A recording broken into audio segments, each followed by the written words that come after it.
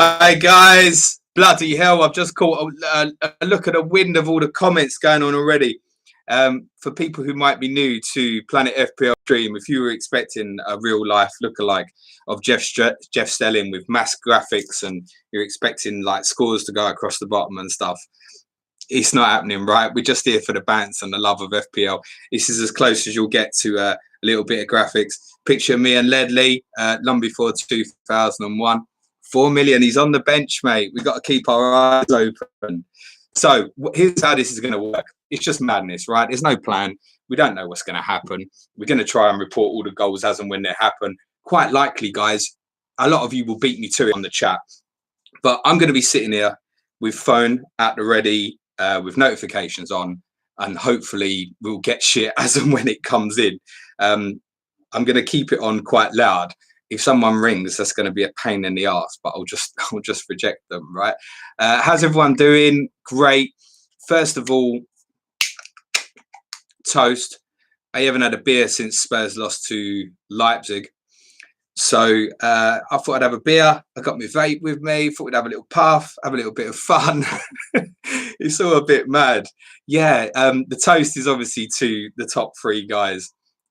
Friend of the show and future Leeds correspondent, FPL tactician Andy Martin. If you're in the chat, I can see he is in the chat. Good man. What a ledge, mate. What a ledge. Dave, who we now know is Dave, Simple Goal. Brilliant. I loved your stream last night, guys. And I think I've finally found the man who might be able to compete with Manchild in the brain stakes. So when we do get back to normality and have a live show, we've got to get Manchild sitting down over a beer with James Alapran and see who's the cleverest. Because I think if we lose the internet in this global pandemic, it looks like James Alapran can probably fix it for us. So to the three of you, genuinely, guys, thank you so much. It's not sponsorship or advertisement or something, just like a good brew dog. So team news is out. And guess what? We're all fucked already. I can see comments coming in. Rotation is real, mate. Honestly, we did warn. Well, certainly, at least I warned that rotation was going to be an absolute bitch. 5 minutes till kickoff. Teams emerging from the tunnel. Excitement building. Reminder that today our featured games are Leeds v Sunderland. And correct you there, guys. Leicester v Manchester United with key commentary from all the other matches. So looks like we're mainly going to be keeping an eye on Leeds and Manchester United. Should probably clarify, I can't keep a track of all them comments, guys, so this is going to be a blast, but cracking. Let's have some fun.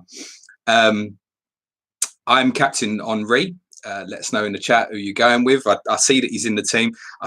According to what I've seen, and I was going in with two non-players anyway, Nolan and Yule.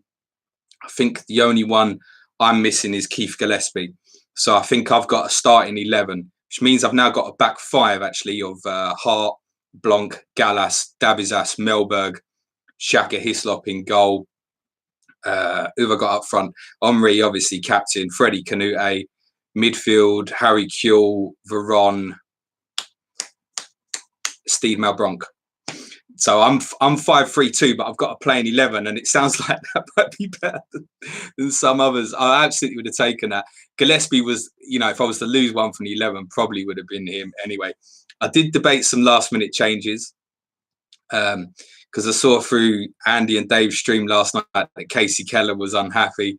So I pushed Dave for it, and he said that he wants a new contract. Cheeky bugger's only been with the club 2 months. But Dave explained to me that it might be that because he's won the #1 shirt, he feels his value in the squad is more important, and he is starting Keller. And therefore, that's why he wants more money. So it might not actually be a bad thing if you've got Casey Keller. He's on my bench for me in this game. He is starting for Spurs in that fixture at Derby County. So that's my starting 11. Guys, thanks for coming in the chat. Brilliant. Just amuse yourselves. I'm just going to go with it, see what happens, and we'll have a laugh. I hope sound is okay. Wi-Fi, I know, has been an issue on a couple of the YouTube vids and a couple of the streams I've done lately. I'm not using Wi-Fi for my phone, trying to keep it as clean as shit. I've asked the wife not to touch the Wi-Fi as well. Basically, I'm getting new broadband on Friday. I've got it now, but I can't use it yet. But hopefully in time for the Ask James stream that I'll do on Friday, I can use it. I love this comment I've just seen come at the bottom from FP. This is insane. Never thought I'd find love for 2001, 2002 champ manager game. That is brilliant. And that's why we got to thank these three guys. Anybody moaning about, I didn't get my sheet in time, or I don't like the way you set up, get out. Just go away. Don't play the game. Seriously. These three guys are heroes for giving us, this wouldn't be happening otherwise. So giving us something to look forward to and enjoy. So while we were waiting for goals to hit the net, etc., I'm going to throw these back. It's been a while. Let's have a look at some of that team news. So we'll start with Leeds United. Lining up in looks like a 4-4-1-1 from what I can make out. Robbie Keane pushing on to support Viduka. Attacking width in the fullback areas, obviously Ian Hart, who we think once we get the full ownership numbers tomorrow, he's probably going to be the most owned player. Gary Kelly's got the nod over Danny Mills at right back. Jonathan Woodgate starts. Stephen McPhail starts centre midfield. A lot of people have had an eye on him. His stats when he play apparently very, very good. Q on the left, Eric Backer on the right, Lee Bowyer central, Viduka up front. So shouldn't be too many disappointments there, I think, from a Lee's perspective. There's an interesting name on the bench. I don't know, Craig Farrell. I'm going to mention a few of these names because there's a few kids, by the looks of it, on substitutes benches that I don't think have got a price, and I haven't heard of them. Nigel Martin obviously got the nod in goal for Leeds. Their opponents at Ellen Road, and this is one of the two games. I just see Rob McTarget comment now. What your thoughts on Spurs formation? It's exactly what I told you it would be. 10 out of the 11. The only one, well, formation is slightly different because it looks like Leonardson going to be pushing on, Sheringham supporting Rebroff, but I certainly knew it would be a back three, so come as no surprise there. I saw there was some late gambles for Tim Sherwood. I'll be very honest, I didn't get that at all. It's just following comments that I've seen on Twitter and that. Sunderland going with 4-4-2. Julio Arca at left back, Mickey Gray at left wing. Haas, it's Bernd Haas, isn't it? Yeah. 4.0 defender at right back. Kickoff season is underway, guys. We are live. We are actually playing FPL. How mad is this shit? To an extent. For the 400 people who got invalid teams, by the way, what is wrong with you? I reckon half of them have asked for the sheet and just not even looked at it. It's just really annoying because it's just wasting time for the guys to look after the people who did need help. It's really frustrating. Although I know Teach Mode from Wolfpack. Thank you for your shout, and Andy Martin as well for letting Sudge know that his team was invalid 45 minutes before the deadline. Jesus, that dickhead. You couldn't take him out on a date, could you? There's no way you could take him. He's an absolute mare. Anyway, back to that Sunderland team. I'll get it back up. Bear with me, guys. I'm a complete technophobe. I'm just here for shits and giggles, right? So Sunderland's, it's Phillips and Leslanders up front. Noel Quinn's on the bench. David Bellion on the bench. I don't think too many of us were looking at Sunderland to start with. Other than, I think Bernd Haas was the main one. It's 4 million and he does get a start in that position. Newcastle United. Bellamy and Amiobi up front is the headline. The 4-4 Speed and Mercedes central. Left back, Warren Barton, right back. Just to note, obviously, the guys did say and apologise last night on the stream that the information on Alan Shearer, Defoe, and someone will put it in the chat. Someone else was wrong, and the injuries are not as bad. I think it was Boxic, actually. Boxic is still out for a few weeks, but Shearer and Defoe are back imminently. Shearer obviously blanks in game week 2 anyway, so certainly couldn't have played in game week 3. Lualua sub for Newcastle. Everton line up with an interesting 5-3-2, which suggests Thomas Gravison sort of dropping in deep to support. Centre backs going out wide, David Unsworth and Abu Xavier with Anna Stubbs sitting central. Steve Watson and Gary Naismith charged with providing the width from the fullback area. And Mark Pembridge, who I've seen a few people mention, is a good shout and could well be supporting Scott Gemmell and Duncan Ferguson and Joe Max Moore are the two 5.0s who have got the nod up front. Who do we miss out there? Let's have a look. Manchester United are at Leicester. It's a 4-4-2. The headline for me, I noticed, really was no place for Paul Scholes. We've got a substitution at Ewood Park. This could be interesting because obviously Damien Duff was left out. David Dunn has picked up knock and is forced off after a 50-50 challenge, but he can't continue. He walks off the field to be replaced by Craig Hignett. Fuck you up. If you thought Pep, anybody who plays this game, when we get our football back, no one's going to moan about Pep Roulette anymore, mate. Honestly, this game's going to kill. Yeah, I can see, David Dunn. And obviously a few gone for David Dunn as well. Yeah, I mean, it's tough. We need to get the volume up on this notification thing, don't we? Make sure we don't miss it. Right, blimey. Do you know what I love about this all kicking off at the same time? It's all action as well, isn't it? Where was we? Manchester United, yeah. So I'll just run through the team, actually, the best way to do. Bartes, Sylvester, left back, Gary Neville, right back, Ronnie Johnson, centre with Laurent Blanc. Roy Keane, Juan Sebastian Veron supporting the front two from essentially Ryan Giggs left, David Beckham right. Dwight York, as we suspected from the pre-season information, does get the nod with Ruud van Nistelrooy. Andy Cole, Solskjaer and Paul Scholes, all three of those are substitutes. Danny Webber is a sub, who I believe was a young forward, went to Watford as well, if I'm not mistaken. Someone correcting it. If I just make mistakes, just throw it in the chat and correct us as we go.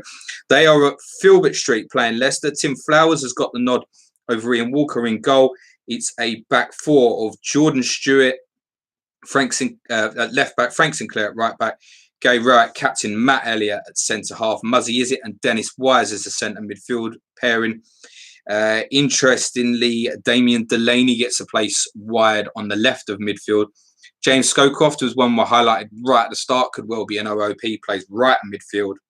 And up front is Arnaud Gunnlaugsson, easy for you to say. And another name I've seen very popular in the last 48 hours or so, Dean Sturridge, who people might remember more from his Derby County days. Very cheap forward in this game. There seems to be a feeling that if he plays, he could get returns. So, what else have we got? Liverpool. So we had this leaked team from Liverpool earlier, and that was an intentional leak. It doesn't mean it's going to happen all the time. Rob Pick, who runs the brilliant Scout, was advised by the guys to give you something like you might have got from Rockstar, and it went out at 2 o'clock in the afternoon. And yeah, wow.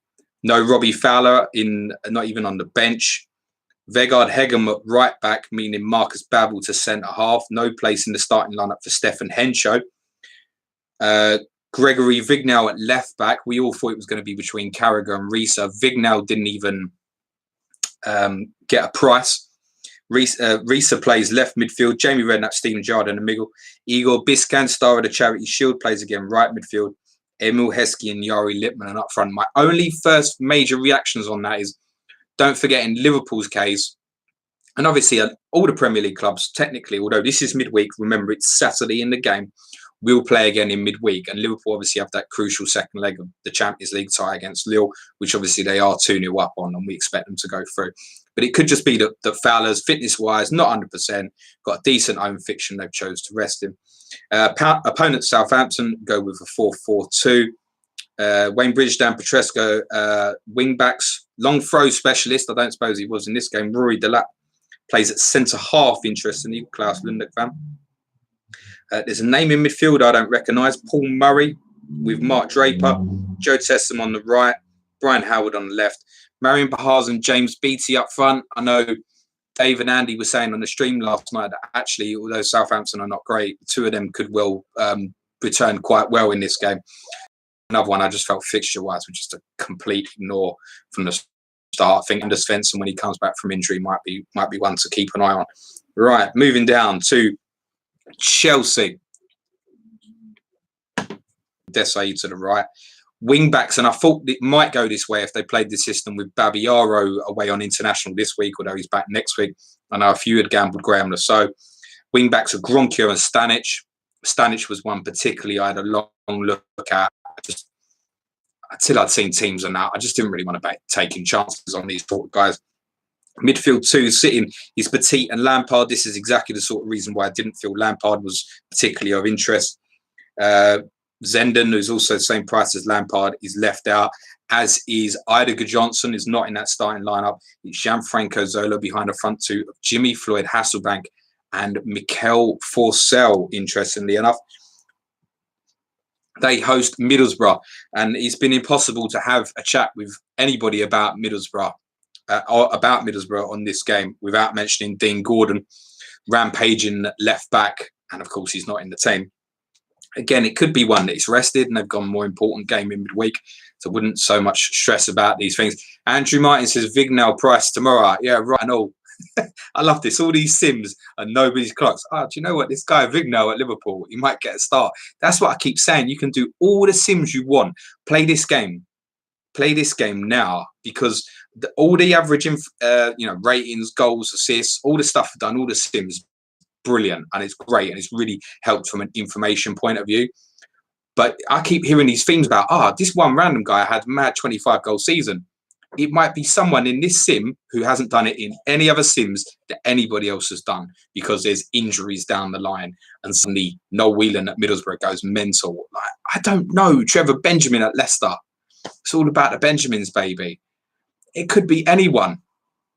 So it's Whelan and Rickard up front for Middlesbrough. Rickard was someone I strongly looked at. Greening on the right, Alan Johnson left. Dean Windass centre midfield with Paul Wint. Seems like a brave selection. Strong at centre half, Hugo Eyog and Gareth South to believe. We have a buzzer. An update from Ellen Road. 10 minutes gone. Not much to report here in the early stages, apart from a missed half chance for Mark Viduka. So 10 minutes in, no goals. I thought we was going to have a goal like every 3 or 4 minutes. Some of these scores I've seen people posting and stuff like that. I don't doubt that they'll come. But actually, I quite like it if it was to stay quite calm. One thing that I was thinking earlier is, and looking at people's teams, everybody looks so strong for game week 1. I don't think that's going to be quite the case for game week 2, which I think... And the guys have said it's not going to update till tomorrow morning. Once the scores are in and the sheets are available again, a lot of people are not going to like what they look at for game week 2. Right, where was we? Let's get back to them team lineups. Oh, we've got another buzzer going off. A red card at Pride Park, and it's a Tottenham player. Gus Poyet dismissed after 11 minutes. Off the ball, he pushes Seth Johnson. You can't raise your hands like that. Andy D'Urso shows him a red card. And Spurs face 79 minutes with 10 men. I'll tell you an interesting little thing about that. In Spurs' first away game in Gus Poyet's Spurs career, which would be the equivalent of this, he was sent off at Everton. So David Dunn, Gus Poyet, let us know, or just let people know in the chat if you've got both. And Damien Duff. Wow, yeah, that's Spurs were very capable of imploding away from home. They'll do well in a lot of the home games in this, I suspect, and actually will score quite well.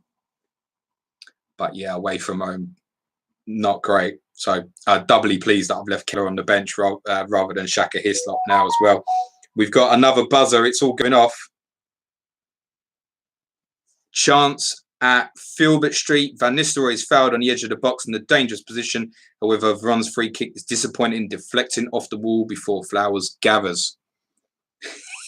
It's exciting, this, isn't it? Fucking blinding. I love it. Right. Back to them teams again.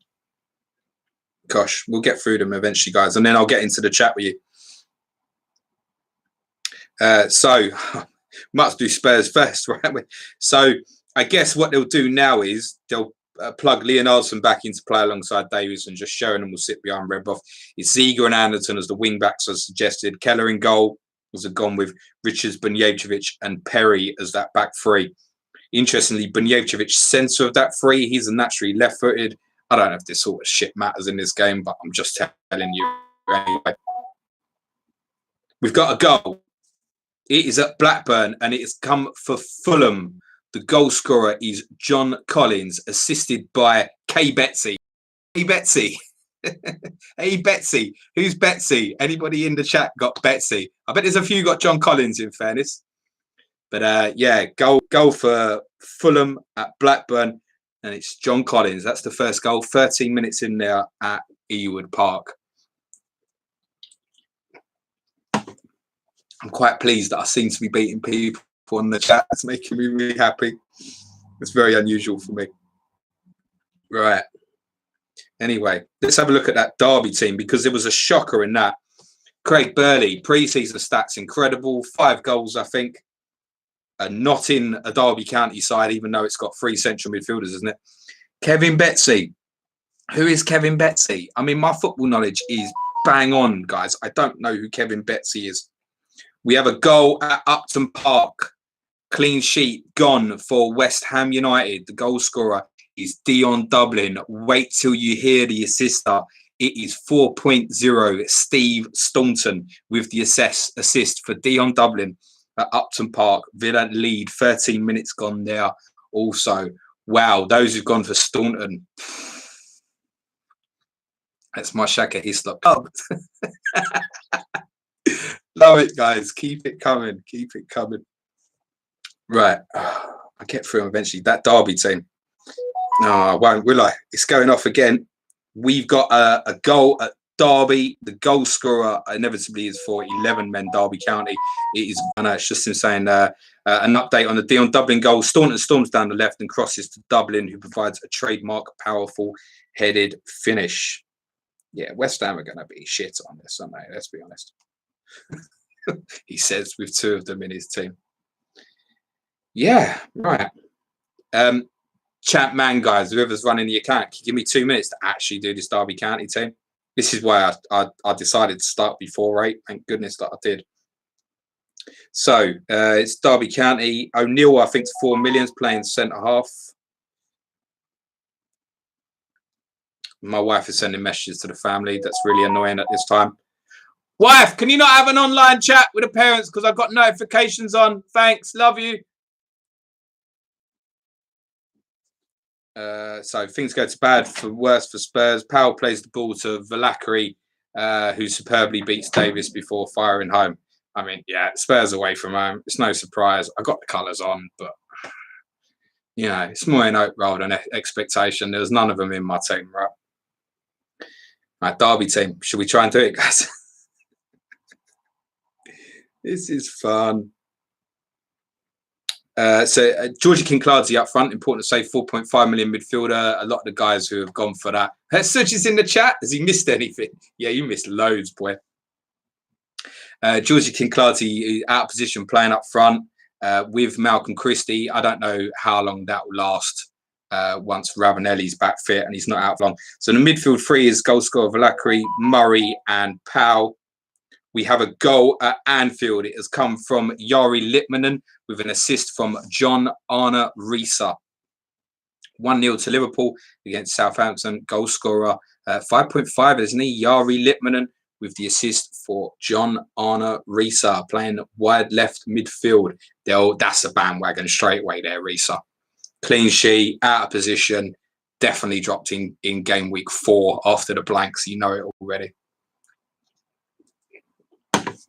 Right. Yes, O'Neill, 4 million, playing centre half for Derby County. His teammates in that position are, I'll get there, Elliot and Blatzis. I don't know who Blatzis is. Con Blatzis, that name's gone right past me. Yeah, Craig Birdie not even on the bench. Unbelievable. I think anybody who's done, see, that's the flip of what I said. That's just an update on Jari Litmanen's goal. Anybody who I kind of said play this game, right? So then you look at Craig Burley's stats and you go, wow, my God, he's played like 6 pre-season games. He's got 5 goals from mid. I think great average rating. And then from that, you go, oh, I'm playing this game, getting him in. So I don't know the answers. I really don't know the answers, unfortunately, guys. But yeah, so the update on Liverpool goal. Risa picks up the ball from wide left, puts an inviting ball. Litmanen connects fiercely, and Liverpool are ahead. There is somebody else team news-wise who I've missed out, I'm sure. Oh, we haven't got onto the Gooners. My family need to stop messing each other. Sorry about that, guys. They need to know there's more important things going on. Back four as expected. I've seen a few people talking about Lusney. He's a sub. So it's Lauren at right back, Ashley Cole at left back. Craig Shorten looks like a tactical switch for Blackburn. Obviously, they're behind. Meanwhile, a blow for Arsenal. Sol Campbell, you Judas bastard. Limps on the field with a minor-looking thigh injury. Keown is on. Penalty for Leeds. Update to follow. Sorensen clips the feet of Viduka. Jeff Winter points to the spot. Sorensen is booked. Ian Hart to take. It's unbelievable, Jeff. Right, we're obviously just waiting on the Leeds penalty now. Man, this is fun. Anybody who went for that Arsenal prick at centre half, no sympathy for you. Sodja, you're on a Spurs man stream.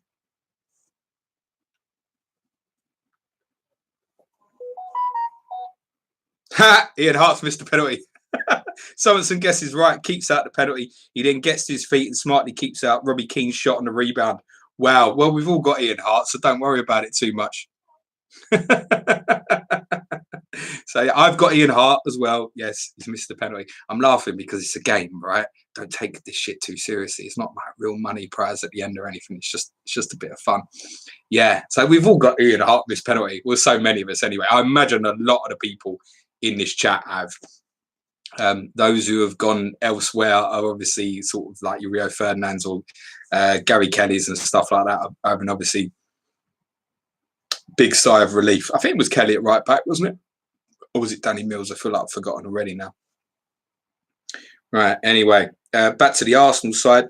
There's an interesting one. I know the guys were talking about on the stream last night, and I mentioned it on one of the ones I did as well. Update from Filbert Street. Matt Elliott dispossesses Roy Keane, but the ball bounces straight to Dwight York. He hits it firmly, but Flowers keeps it out down low. Yeah, interesting midfield selection for Arsenal in a typical 4-4-2. It's Inamoto who's got the nod over Ray Parlour. Van Bronckhorst left, Robert Perez on the right, and Dennis Bergkamp playing in a deeper position. Centre midfield with an advanced to get up and support Thierry Henry and Francis Jeffers up front. Craig Holloway is one of the Arsenal substitutes. I've never heard of him. I really don't know who that is. I assume it's a kid. Opponents Ipswich pick a blinding formation, blanket back five. Had I seen that, I might have not gone with Henry to start with. I might have gone with Ruud van Nistelrooy.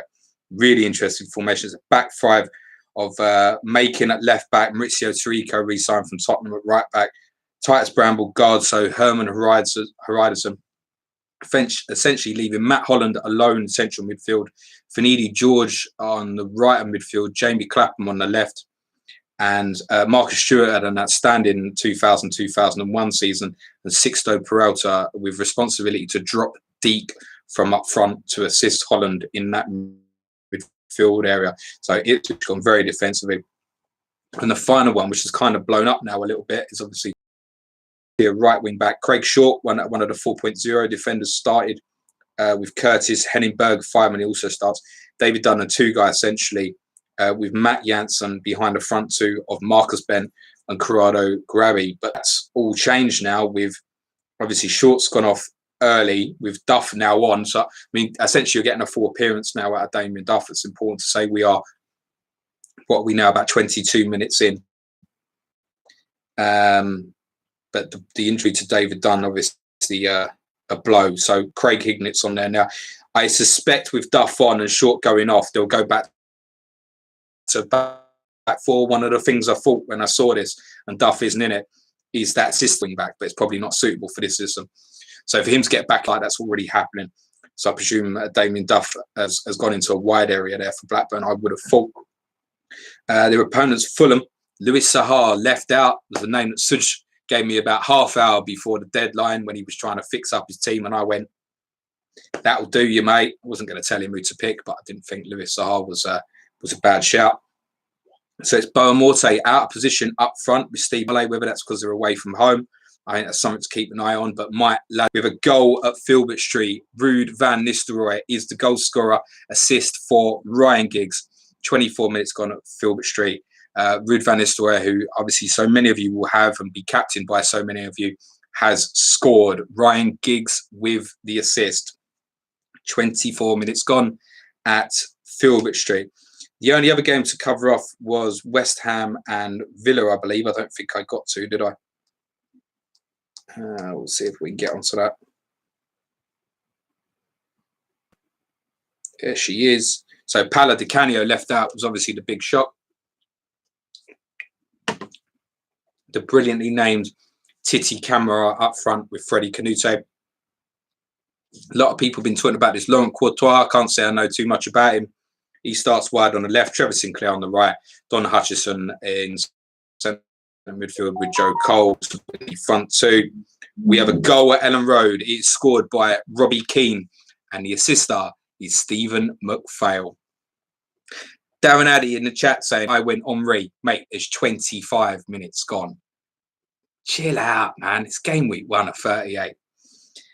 So yeah, goal for Leeds. Robbie Keane, assister, Stephen McPhail, 25 minutes gone at Ellen Road. I would suggest with the penalty miss as well and that early chance for Viduka, you would think more to come potentially for Leeds. I know a lot of people have gone Viduka as differential captain. I don't think there's anything particularly wrong with that shout. Shaka Hislop obviously was in goal for West Ham. I'm glad I didn't go for the one I was thinking for, was Sebastian Schemmel. He's not in the West Ham lineup. Back four is Adam Newton, Ragnvald Somar, Christian Daly and Thomas Repka. And then suddenly all those have gone Shaka Hislop. Looked at that back four and gone, what was I thinking? I did have a moment today where I nearly changed Hislop, and we have a goal at Highbury. It's not Thierry Henry. Goal scorer is Francis Jeffers. Your sister is Dennis. And what I was saying about Hislop and Casey Keller, I was very much thinking this afternoon, once I saw on the guy's stream last night that Keller was unhappy, I began to think about goalkeeper alternatives, and I nearly ended up, I say I thought, and I looked into the prospect of going for Blackburn's Brad Friedel, who's also already conceded today, and Dean Kiley of Charlton in the run-up to obviously that game week 4 double fixture. But I decided, nah, do you know what? I said on Friday, this is it, shut me down, lock me in. And so that's what I decided to do. Just an update on the Robbie Keane goal. Rio Ferdinand finding McPhail pinged an excellent ball in for the on-rushing Keane, who finished unerringly. Ian Hart breathes a sigh of relief. FPL managers do not. And an update on the Arsenal goal scored by Francis Jeffers says Lauren finds Bergkamp in the box. Looks like Bramble should deal with it, but he makes a mess of it. Surprise. Jeffers gobbles up the loose ball and finishes with ease. Fox in the box. Sounds like that might be a somewhat fortuitous assist for Dennis Bergkamp based on the commentary of that. But, I haven't seen the goal. Do let us know if you do. And just finally, obviously, from those team lineups, just to finish up on Villa. Well done to those, obviously, who've taken that gamble on Steve Staunton, even if obviously they go on to concede. That's a great start for you. Playing at left back of a back 5 with Delaney doing the same job on the right. Barry and Melberg pushing out to the wider is very similar setup to Roy Keane has been booked at Filbert Street, and Alpay, the central of those 3 central defenders. A lot of people arguing for Alpay over Melberg. Obviously, they both start. I think it was an either or, no really big deal in that. George Boateng tasked with sitting deep. Mustafa Hadji and Ian Taylor getting on to try and support the front 2 of Dion Dublin and Bosco Balaban. Just be cautious with Villa, obviously. Ginola, Merson and Pablo Angel could all be back next week. Darius Vassell amongst the Aston Villa substitutes. So is Alan Wright, who I assume was in competition with Steve Staunton for that place on the left. Just an update on the Roy Keane booking. Without giving any further information or explanation, the match commentary simply states Roy Keane is shown a yellow card. That's all we know about the Roy Keane yellow card, but we shouldn't be too surprised. So that's the update on the teams and stuff. I'll start obviously getting in on the chat as well with you guys. Start making it based on on what we see, etc. So if there's any, well, we haven't got goals coming in, if there's any other particular subjects, ideally to keep it within the game. None of this real official FPL stuff, or, you know, for today, leave the Spurs questions aside and stuff like that. If you've got any particular questions about the game, anything going on now, my thoughts on anything, I'll try and pick them up as and when I can. As soon as that buzzes off, I'm going to be looking again and updating you guys as soon as I can. Sam Dubbs says, who are you backing for player of the season? I think Veron, probably, just based on historical averages, that Van Nistelrooy will have mental seasons, and if Van Nistelrooy has a 25 plus goal season, then it will be him. And obviously it's a good start with a goal today. Live chat lasted long, didn't it? We have another goal at Highbury, assist for Thierry Henry, goal for Lauren at 2-0 to Arsenal against Ipswich. So the goal scorer is right back Lauren, who, you can go and check my videos. The Arsenal one that I would have thought the majority of people have got some sort of return from their captain. Now, obviously, goal Van Nistelrooy, assist Henry. Obviously, nothing there for Veron if anyone's gone down that route, but I think they were the main two. I think the differential captain seems like it would have been Mark Viduka. Ryan's put in there, VAR ruled out for offside. It's not true. This is 2001, remember, but that would be funny. Eric Nez Onstad has some good news with Lauren's goal there. The update on the long goal. Henry collects a clearance just inside the Ipswich half. He lifts a simple ball forward to Lauren, who rifles in a screamer from range. Arsenal on fire. Boo. Yes, captain Henry.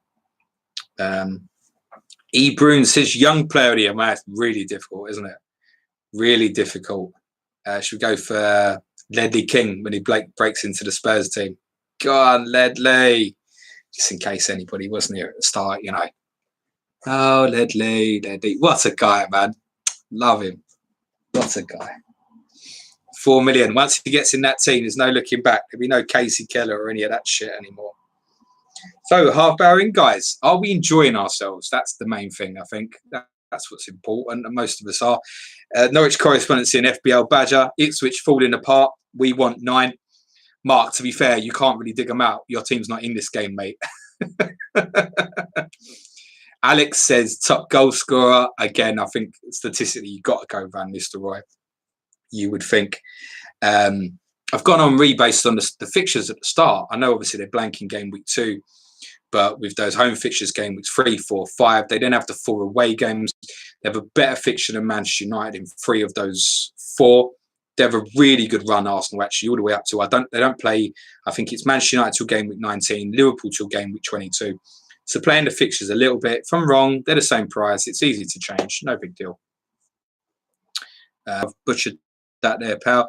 Come on, Sereni, need a pen save now. It's Ipswich goalkeeper. I never quite understand that I need a penalty save thing. That's putting yourself through the ringer a bit, isn't it? Who was the penalty save in the Leeds game? It was Thomas Sorensen, wasn't it? I don't suppose many people again.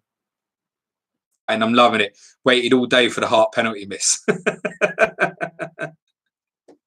I presume, and it's important to say that Andrew is not playing the game, who's one of the founders of the game, but I presume he's had that information and known that information. Sean Murphy says, Poyet lasted longer than David Dunn. Wayne Nunn. Connection unstable. Please wait. I waited. Yeah, we're all good. No probs. Wayne Nunn, you streaming every game week, James?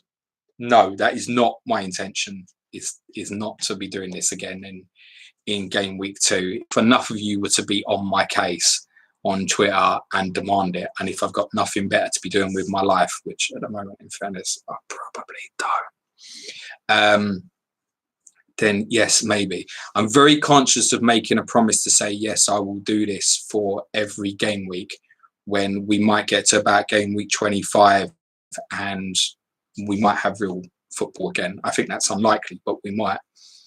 But if you guys want to do it, you know, if there's 160 people on the live chat and you're enjoying it and you're interacting and you're sharing and it's all good natured and etc. and we're all enjoying ourselves, then yeah, I probably will. I certainly can't promise that I'll do it every week. For starters, I got a little one out there.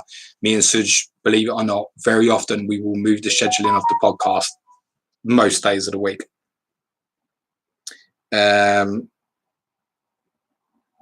That's old news. Suj is WhatsApping me, and you're ruining the stream while messaging me. Suj, bless him. He messaged me and he goes, "Live stream is dope." What a fucking guy. Love him. Update from Ellen Road. Not much happening here in the featured game. Sunderland remain dug in and Leeds are content to keep the ball. That's interesting. That is interesting. So we're about 10 minutes to half time. So yes, there might be, in terms of, I presume it's going to be Saturday game week 2. There's every chance I may do this on Saturday. It's up to you guys in terms of if you really want it, etc. I am conscious of it blocking off the other stuff that we're doing is really important to us. I don't want it really, our content to become Champman FPL. Was never really the intention. You know, you want to do me something really good, go and smash down the download of the quiz we done earlier today on the FA Cup between 2010 2019, because I'll put more work into that than I do into this. This isn't me just sitting in front of a camera for 2 hours. I spent 4 or 5 hours making that a decent quiz. So that's far more important to me on a personal level. But yeah, we may well do this again. I can't promise I'm going to do it every game week. Absolutely not. But where possible, and if people want it, yes, maybe. Gary Shepherd, a good friend of the show, says, if you do have time, it would be fantastic if you can do live streams. I'm going, love it. Yeah, no, I appreciate it, man. Look at all these here. Hi, Suj. Haha, Suj. Big up, Suj. Dope. What's up, Orge? Suj. Nick Griffith, friend of the show as well. Sean Murphy says, do it Saturday at least.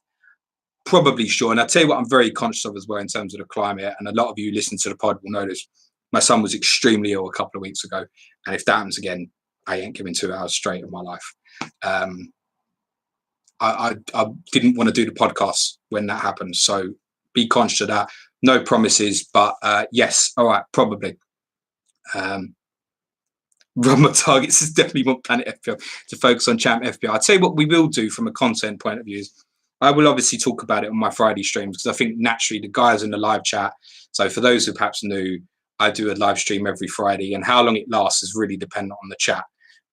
It's normally an hour or so, but if it's quiet, I anticipate it will be quieter at the moment. No football, normally about half hour or so. I will certainly talk about that then. And I think on the main podcast on Mondays, we'll do a little feature on it as well. I'm sure some of the Twitter questions we're going to get for Monday night's main podcasts are going to be featuring on this as well. So on Mondays and Fridays podcasts, we will talk about this game in some way or other. There's every chance there, and I might be streaming on Wednesdays and Saturdays as well. And then you got People's Poll Tuesday, Quiz Wednesday, Thursday Throwbacks, which tomorrow includes a throwback on Norwich City's remarkable rise to nearly winning the Premier League in 1993, and not only making it into Europe, but then beating Bayern Munich the next season. Yeah, listen to that shit as well tomorrow. Yes, thanks for those asking about Little One. Yeah, he's absolutely fine now, by the way. He's absolutely fine. But he was knocked for like 10 days or so. He was useless. He wasn't even like particularly angry or upset. He was done. All the people that talk about what happens to you when you get this sickness and why we should treat it so seriously, that's how he was. He didn't eat nothing, wasn't tasting nothing. He was lifeless. Basically, every time we picked him up, he just fell asleep. He was gone. He was out of it. He's absolutely fine now. So I appreciate that. And obviously, importantly, amongst all the fun of this, guys, do take all the stuff that's ongoing at the moment really serious. It's not a joke. I went down to the supermarket today to get some milk and some bread and stuff. That's the first time I've left the house in 13 days. I don't anticipate leaving the house again for about another 13 days. It's no reason to, really. Anyway, let's talk more positive stuff because we're having a good time. Anurag says, don't know how I feel, lol. Have Hislop and Repka double clean sheet loss to West Ham defensively. Burnley not in squad. Phone is going off. We have a substitution at Chelsea, and it's bad news for myself. William Gallas has been replaced for Alexidze. The comment is, Dole was dishwater at the bridge. Ranieri looks to shake things up with a change of shape, and Gallas is replaced by winger Alexidze. A blow thrown as a Frenchman. You don't say. This game's going to kill. Just live with it. There's going to be so many 59th minute substitutions as well. Prepare yourself for that shit right now. So, yeah, I've lost Gallus after 39 minutes. Simon Dowling's got Judas and Gallus. Oh, yeah. That's what you get, innit? Yeah, I mean, Gallus looks like the most nailed on. You can't believe they changed that shape and then he doesn't take off one of the wing backs or Milchot, but takes off Gallus. It's a computer game, isn't it? If they were changing that shape and perhaps going towards the back four, which it sounds like they might have, you would think Gallus certainly would have stayed on. Chance at Filbert Street. Beckham swings in, inviting cross, which finds Van Nistelrooy. He beats Sinclair in the air, but heads inches over. So another narrow miss for Van Nistelrooy at Filbert Street. It's about 5 minutes to half time.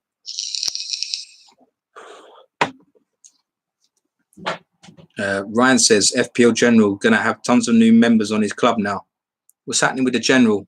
Oh, yeah, the 59th minute. Yeah, of course. Yeah, I didn't know what was going on there. But yeah, he's going to have loads of new members in that club. General's playing as well. So are some other really prominent people you know in the community. It was nice to see Ben Krellin post a team today as well. FPL Hints, I think FPL Guidance might be playing as well. There's loads of top people are getting involved and they're all really happy to interact with people. Those who are new and perhaps are playing this game, would come across this game and are unfamiliar with the FPL community. It's a good place. Generally, most of the people are good. And people seem to be a lot nicer at the moment as well, kind of understand of what's happening in the world and that.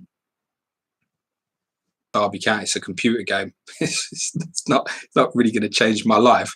I hope the main thing I hope from this simulation, obviously, is at the end of the season, Arsenal haven't won the league, but I know it's probably 40% likely that they will, with 50% being Man United and perhaps 10% chance to a couple of other clubs, perhaps Liverpool, Leeds, for example. Shaka Viljan has a really good point here on Gallus, by the way. Says, yep, no clean sheet for Gallus. Could still get bonus if rating is 8, though. That's very true. They didn't really think of it that way. So, you could still end up with a 3-pointer there. If he's got a rating of 8, it's going to be so many bonus points. And that's why, actually, till all the match ratings drop, we're not really going to know where we stand. I'm not sure if, Andy, if one of you or one of the guys is in the chat, let us know. I know you're not going to update the sheet tonight, and that's not going to be till tomorrow morning that people can see their ranks, etc. But do let us know if the player ratings will be tweeted tonight for each game. I'm going to work on the assumption that you guys have been so fucking good so far that yes, it will be. That's the assumption I'm going to work on. Max Waters said he captained Poyet. Max Waters and I have definitely never had a conversation about Champman FPL previously. I feel for you, Max. It will get better from here. Barry Thomas Twig asked who were the 3 promoted clubs. So that was Blackburn, Bolton, and shit. Why has that gone from my head? Bolton were the playoff winners, weren't they? Blackburn, Fulham, obviously, pissed the title. Player the assister. Robbie Keane is the goal scorer. Goal for Robbie Keane, assist for Mark Viduka. That's a couple of minutes before half-time. Should see Leeds safe in that one. That's a brace for Robbie Keane, who I could have paid the extra 0.5 million for instead of Jason Yule or Freddie Canute, and obviously decided not to. But yes, I did see the comment there from the chat manager guys who said player ratings for all the players will be available about 10 o'clock. So you can probably, use a bit of noggin and work out your bonuses yourself from there. I may even try and hang around for those tweets if you get them out early enough, guys. And then I can just try and clarify that from what I see myself there. Alan Adair says swap Keane for DeCanio to get McPhail. You got the McPhail assist there. You win some, you lose some. Update on that Keane goal.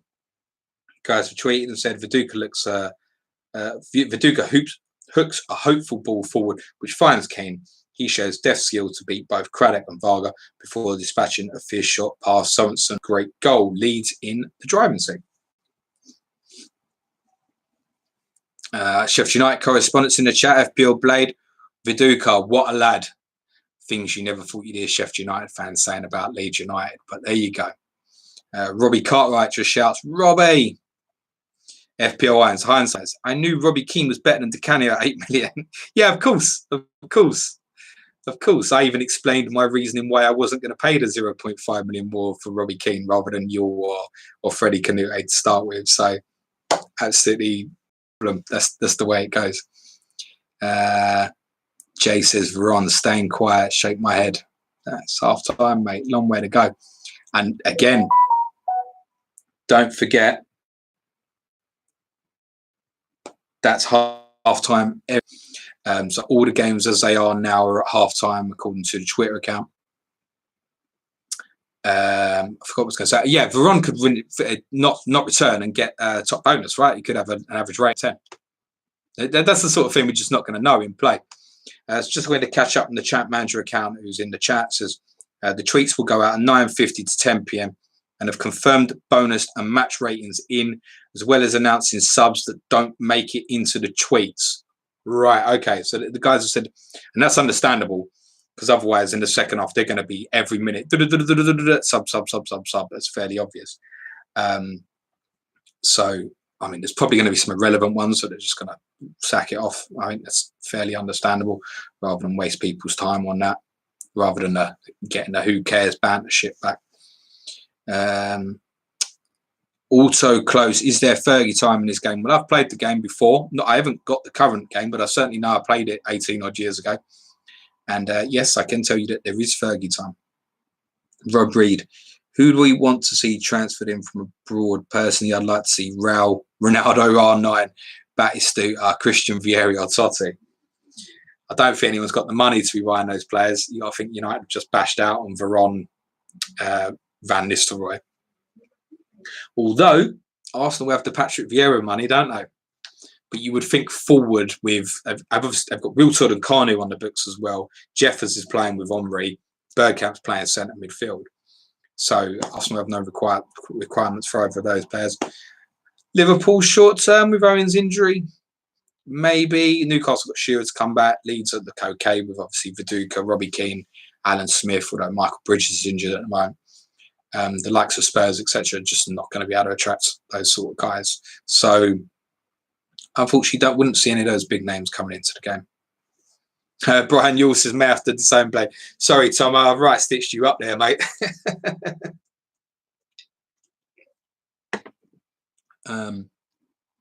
Jeff Holt saying wildcard week 2. Yeah, you lot don't want to see your game week 2 shit when it comes out. FPL Blaze also saying this is epic. No one will ever complain about Pep rotation ever again. Well, they will, mate, because this is a minority of 1,000 people in a bubble of 7 million FPL players. So it's just going to be us that might understand it a little bit more in the future. Yes, Simon Downing says obviously Arsenal had the Vieira money. Rory Cartwright says think Hart will get 6 brackets -2 if they keep a clean sheet. Yeah, I mean, he'd obviously still get the clean sheet points, wouldn't he? So you should still be looking on for a 4 or something. Take that, I ain't so bothered. It seems like, and we don't know till we see the numbers tomorrow, that the majority of people are going to have Ian Hart anyway. Hassan says 9 goals in 9 games. Hope we see more in the second half. Well, 18 goals by the end of this would not be a high total. You have to say, like 2 goals per game is not a lot. So I expect them to come raining a bit harder second half, I'd say. And that's common in football anyway, that you get more goals in the second half. FBI and Arsenal signing Craig Burley, apparently. Yeah, okay, cool. Is that why he's not in the Derby team? Steve Perry, which team will sign Mark Kerr? I don't have the inside track on that. No clue. But Mark Kerr, for those who've never played the game, is a bit of a legend in the Wolves. It could well be that the guy is pricing quite cheaply because he's young, etc. But apparently he has the capability to absolutely go mental pretty much for any team. So one to keep an eye on. Simon Dowling, did Judas get injured or just random sub? I think it was an injury. Someone posted in the comments. I think Gatham's just put it there, injured. I miss it. It's gone now.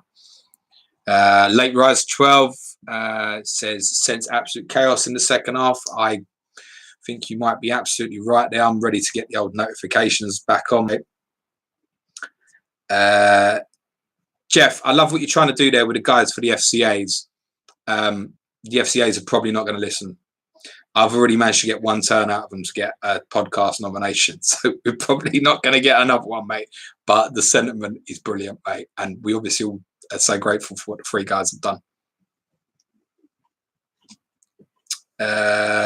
Late Riser Batting says, a heart 73% ownership. I know 73% ownership from the first 100.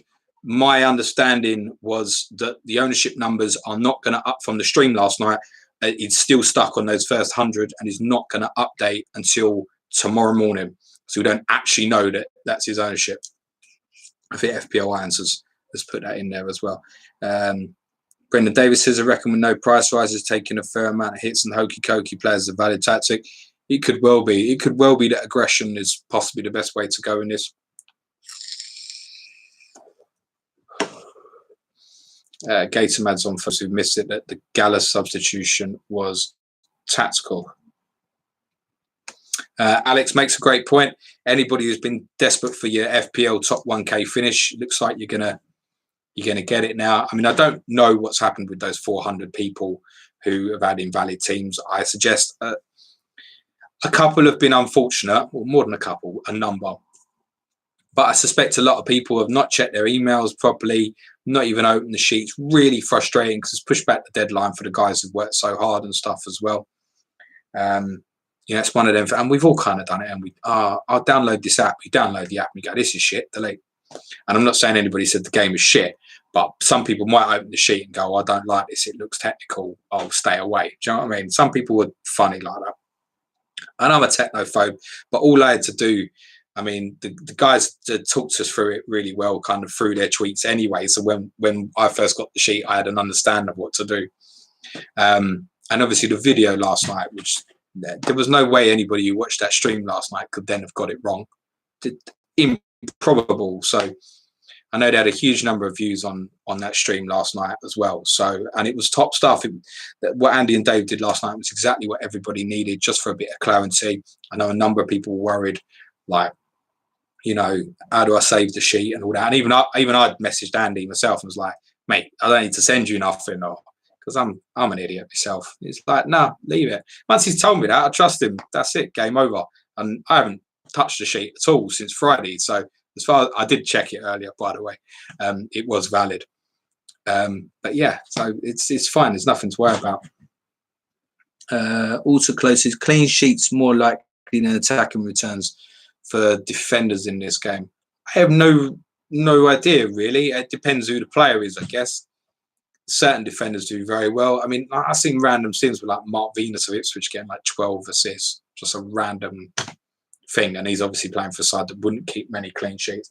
If you're someone like Carragher who's not going to return much, or a Henshaw or Hippier, probably the returns are going to come from the clean sheets. Whereas Ian Hart will obviously have like a mixture of stuff.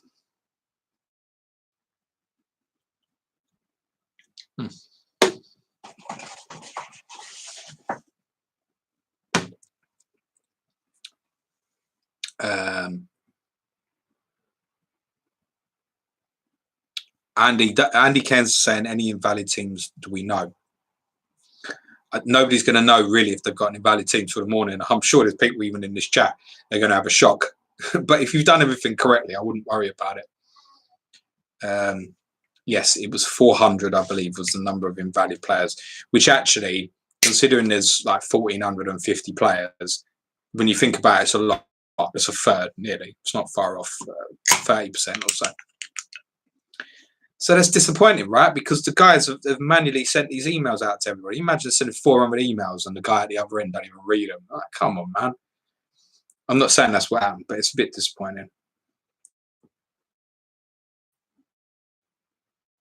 FPL Irons gives an example. Players like Ricardo Garda, Bolton, who the Harker at Sunderland, more likely to get attacking returns from clean sheets. That's obvious.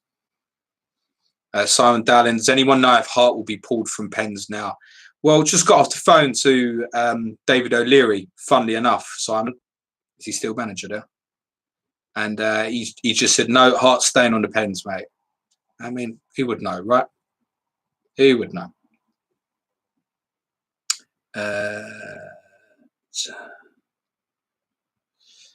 Shackler says Arsenal United can get up to about 20 clean sheets in the season sometimes. Yes, it's one in every two. It's kind of where you'd expect a title challenger to be in and around clean sheet wise. Rob Reed says 400 Muppets out there. Rob, you sure your team's valid?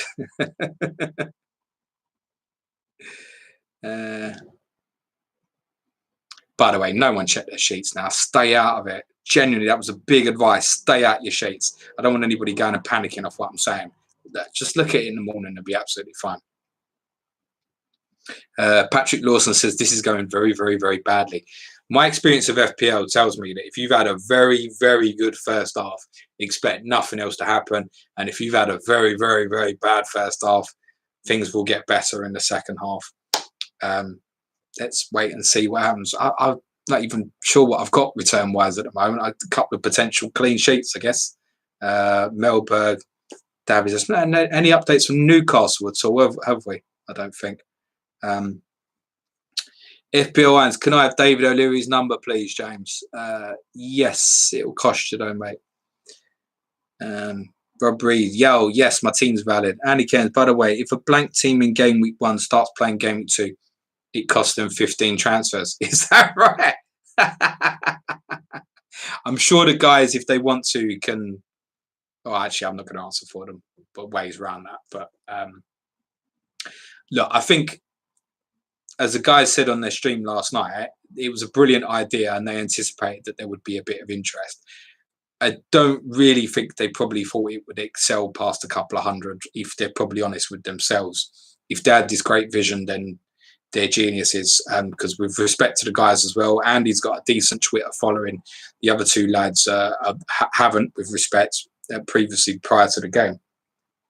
So it's only really Andy's reach and then interacting, and obviously Simple Goal got talking to people that got people's interest in the game and then knowing about it. So, you know, it kind of turned into, I assume, 6 times bigger than what they'd anticipated, which is why, you know, we all owe James Lappin a special big thanks to make sure that whatever system he's running on is holding everything together for us, and trust as well that if it breaks, that James will fix it. I trust that that's what the guys have said. Alan Adair says, how do we know when the sheets are safe to touch again? It's quite simply, mate, I ain't touching it till tomorrow. That was the advice given to look at.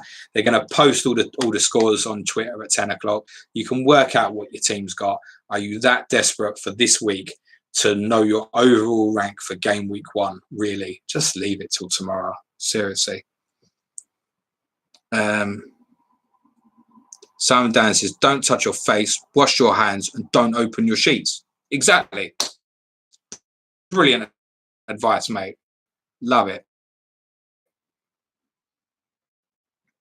FPL Bricky is starting Lord Staunton. Bricky, did you see the Luton question in the quiz today, mate? Yeah. Gatum says Staunton on my bench. I think that's the only thing. With a lot of people have obviously gone Staunton. I'm sure he's sitting on the bench, but with the rotation, I'm assuming most people would get him in. Max, I hear you, mate. Let's see. But thanks for the nice comments. Andrew Martin says 10 times smaller than we imagined. That's what she said, pal. Sure, it's okay. Trust the guys. I believe them. If you've done everything right, it will be fine. I know it. I trust them more than I trust the official game. Genuinely. Oh, drop that there. Didn't want that. Staunton was supposed to come on, but Duff came on instead. God damn it. Well, you wanted Duff to start in the first place. You knew once he was subbed, there was a good chance he was going to come on, didn't you? Matthew Samuel, keep us all chatting about something else, enjoying a bit of 30 win-win. Yeah, exactly. And then, no, mate, I meant, does the main sheet show game week 2 when it's ready? I'm not for touching it. You couldn't touch it, just my advice is not to, personally. I have no idea, because I'm not going to look till tomorrow. I am not an expert on the sheet. I've had nothing to do with the setup, the heroics the other guys have done. I'm just a guy talking about it on a stream. So I have no idea how that works from that perspective. I'm not going to touch it till tomorrow. I know that's what they would want anyway. So yeah, by all means, you can look at it and it probably is all fine. The guys have requested where possible, don't look at it till tomorrow to allow it to process itself. Isn't that the safest thing to do? Can we all this time take a little bit of the advice that we're given? Maybe. Yes. Cool, sweet. Anurag says my team was valid. I saw them doing the changes live, low for a bit. Yeah, they will. I've been on it as well, and I was messaging. I was actually DMing with Dave Simple Goal at the time the other day, and I went, mate, someone's doing something on my sheet. Like, where's it going? And then literally he said refresh the page, and then it was fine. If anything gets stuck, that seems to be the thing. That was brilliant on the stream last night when James said to the guys, just press refresh, you dumb fuckers. It's brilliant. I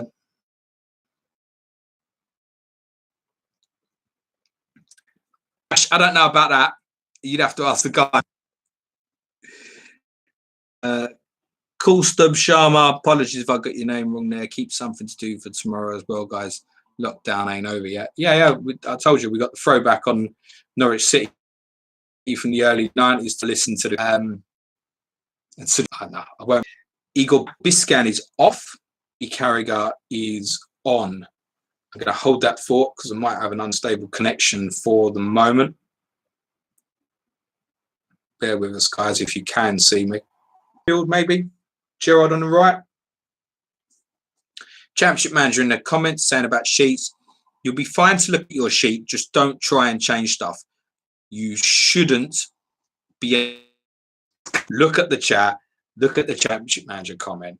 You can look at it, but don't touch it. Wayne Nunn, where's the first goal coming from then, guys? This half I'm going for Pride Park, Derby County. I might be struggling with reception again here a bit, lads, so bear with me, guys. Lagging, yeah, sorry, Gatum, I can see that, mate. Just had a bad couple of minutes there with the old Wi-Fi. Wife, get off the internet if you're on it.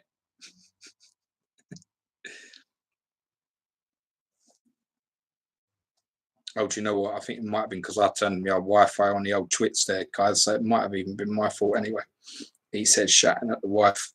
Equaliser at Blackburn, I see. I got that before the notification. Marcus Bent, goal scorer for Blackburn. The assist is from two guy. 1-1 at Blackburn. Marcus Bent, the scorer of the equaliser for Blackburn. And two guy with the assist. Delightful player, two guy, wasn't he? Really good footballer. Proper football.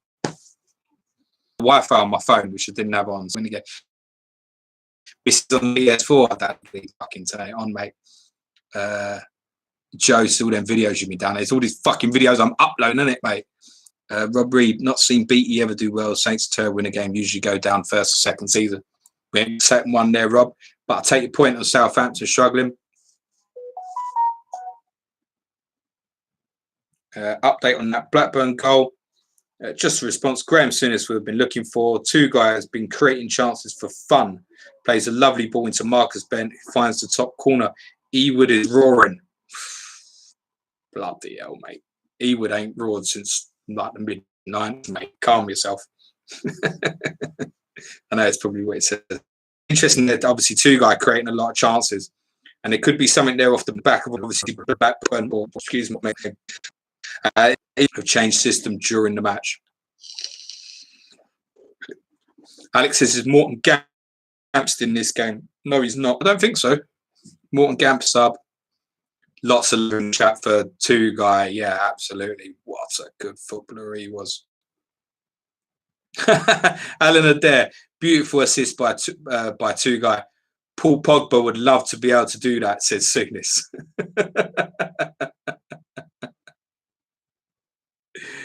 Oh gosh.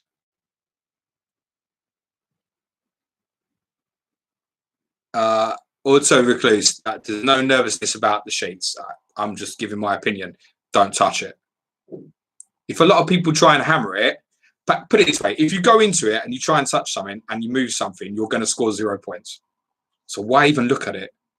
Why look at it? I'm a technophobe, so I don't want to go near it. The guy said, don't touch it till everything's ready Tuesday, and you can do what you want.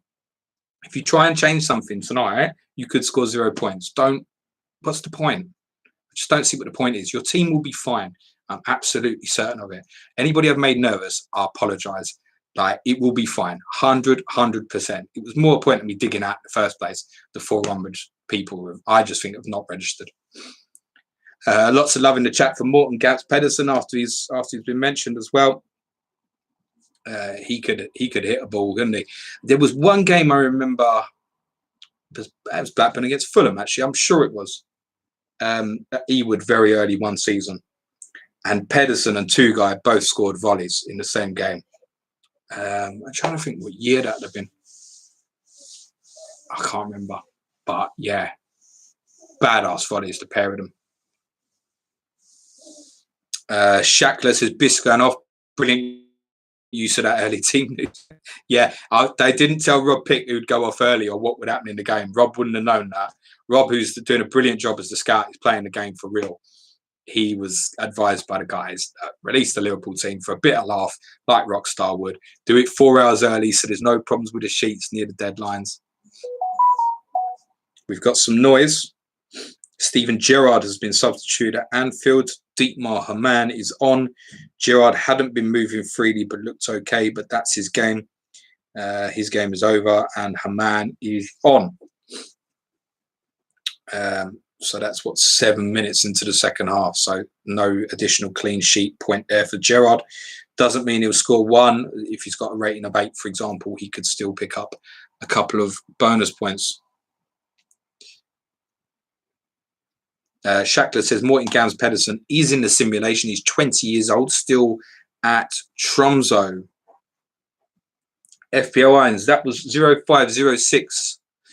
He's talking about the Tugay and Pedersen goals. I just had a blank in terms of the season there. We know what my memory. Brad Lewin could have waited another 8 minutes for that, Stevie. Yeah, these things are definitely going to happen. Gatam, now need Arsenal and Chelsea to concede. That sounds like me any given weekend, my friend. Annie Bingham says, Paul Mehan, so bored, so glad to have this. I think we all are, mate.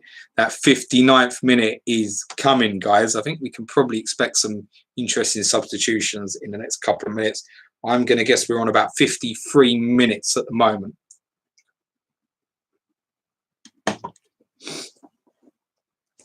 Dear.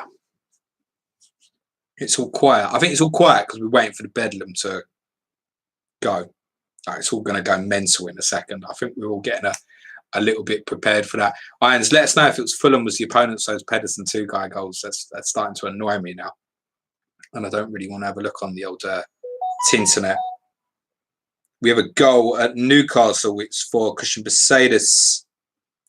Speed cushions Bellamy's long pass to Besaidis, who has it all to do. He goes on a mazy run before striking from range and finding the net. What a goal in the comments there.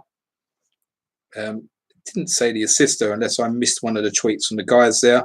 I did. The assist was Gary Speed, as it's suggested from that report. So it's Besaidis' goal.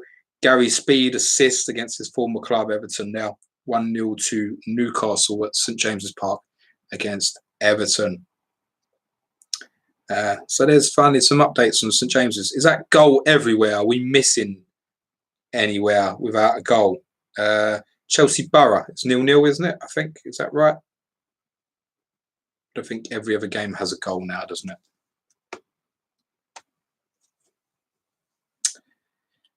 Yeah, that goal's got a few comments going about Gary Speed, naturally. Substitution at Ellen Road. Change of piece for each side. Dewberry replaces Woodgate, while Medina comes on for McCann for Sunderland.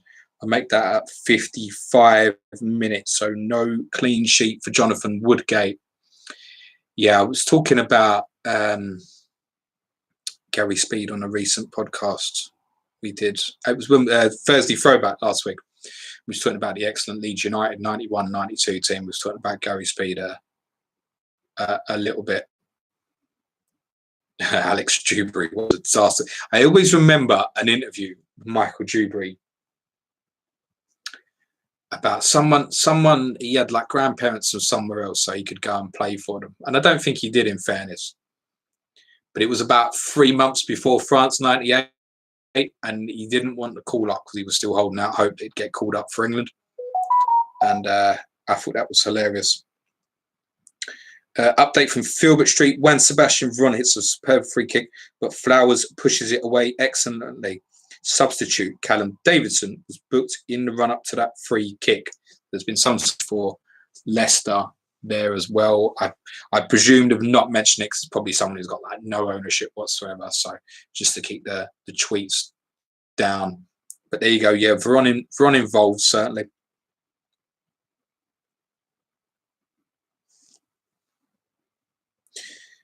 We are, I think, it's about 56 minutes now. This is going to be the most nervous bit of all of it, seeing like that, Jonathan Woodgate and stuff. Andrew Martin, future Leeds correspondent, saying in the chat there, Gary Speed never stopped running his younger days. He didn't stop running his older days. Even at Bolton, he still used to get around the pitch, Andy. He was a top player. We have an equaliser at St James's Park. The scorer is Steve Watson. Another one against the former club. And the assister is Alan Stubbs. I think they're both 4.5 defenders, if I'm correct there. So equaliser for Everton at Newcastle. Goal scorer Steve Watson. The assist, Alan Stubbs. See if we can get some update from that in a second. But I imagine that's from a set piece, you would think. But then you can never really tell with this game. Shackler says 59th minute will be amazing. Can't wait. I think that's why it's all gone quiet. Everybody's waiting for that. No one wants to put the mockers on anything. Ryan McLeod 88 says Stubbs was in my team this morning. I'm going to guess he's not now, mate. Shit happens. Cyrus, this is fun. Yeah, you're absolutely right, mate. It is. Oh, Alan Adair. Yes, my Davies has clean sheet wiped out. Good spot, mate. Hassan Caller's had 4 out of 6 clean sheet wipeouts. The buzzer's going to go off a bit more regularly now. Update on that Watson goal. Watson on his debut against his former club. Lovely strike too. Hammering home from 20 yards. Looks like Alan Stubbs had a major role in that assist therefore then. Ryan McLeod said, didn't Watson look like Sean Dyche? That's not a bad shout, actually. He didn't have the gravelly voice that Dyche's got. But yeah. James Villett kind of sums it up. Clean sheets, shot to hell. But there's a few hanging about, isn't there? Leeds, Liverpool, Manchester United, Arsenal, Chelsea, Middlesbrough, Villa. There were a few hanging about clean sheet wise.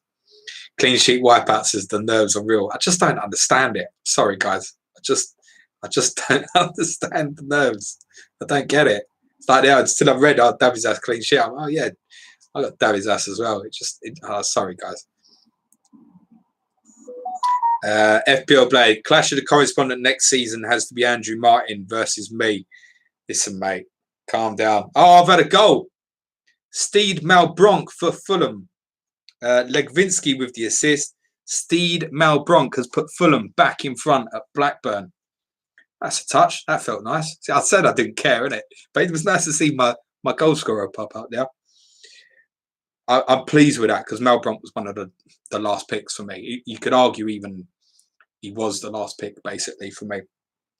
So certainly pleased to have that come back in as a return at 6 million. I felt it was a good placeholder around the price of like Solano, Gerrard, who I certainly couldn't go to at the start. So yeah, happy with that. And obviously played for Spurs as well. So helped a little bit. Ed Cannon, bench Malbrook for Dabizas. I would, where possible, be playing back threes here, guys. I know a lot of you, I've been forced into a back 5 here. Excuse me, for example. Update on that Malbronk goal, which is 59th minute, by the way. Legwinski goes on a great run from deep before picking out Malbronk in space in the middle. He swivels on the ball and finds the net from close range. 2-1 to Fulham. Max Waters says, no one in my team has scored yet. That's the case for a lot of people, right? So there's a lot of people who will have Van Nistelrooy, so they've got one. I've just had Malbronk as my first. There's not a huge number of goals going about.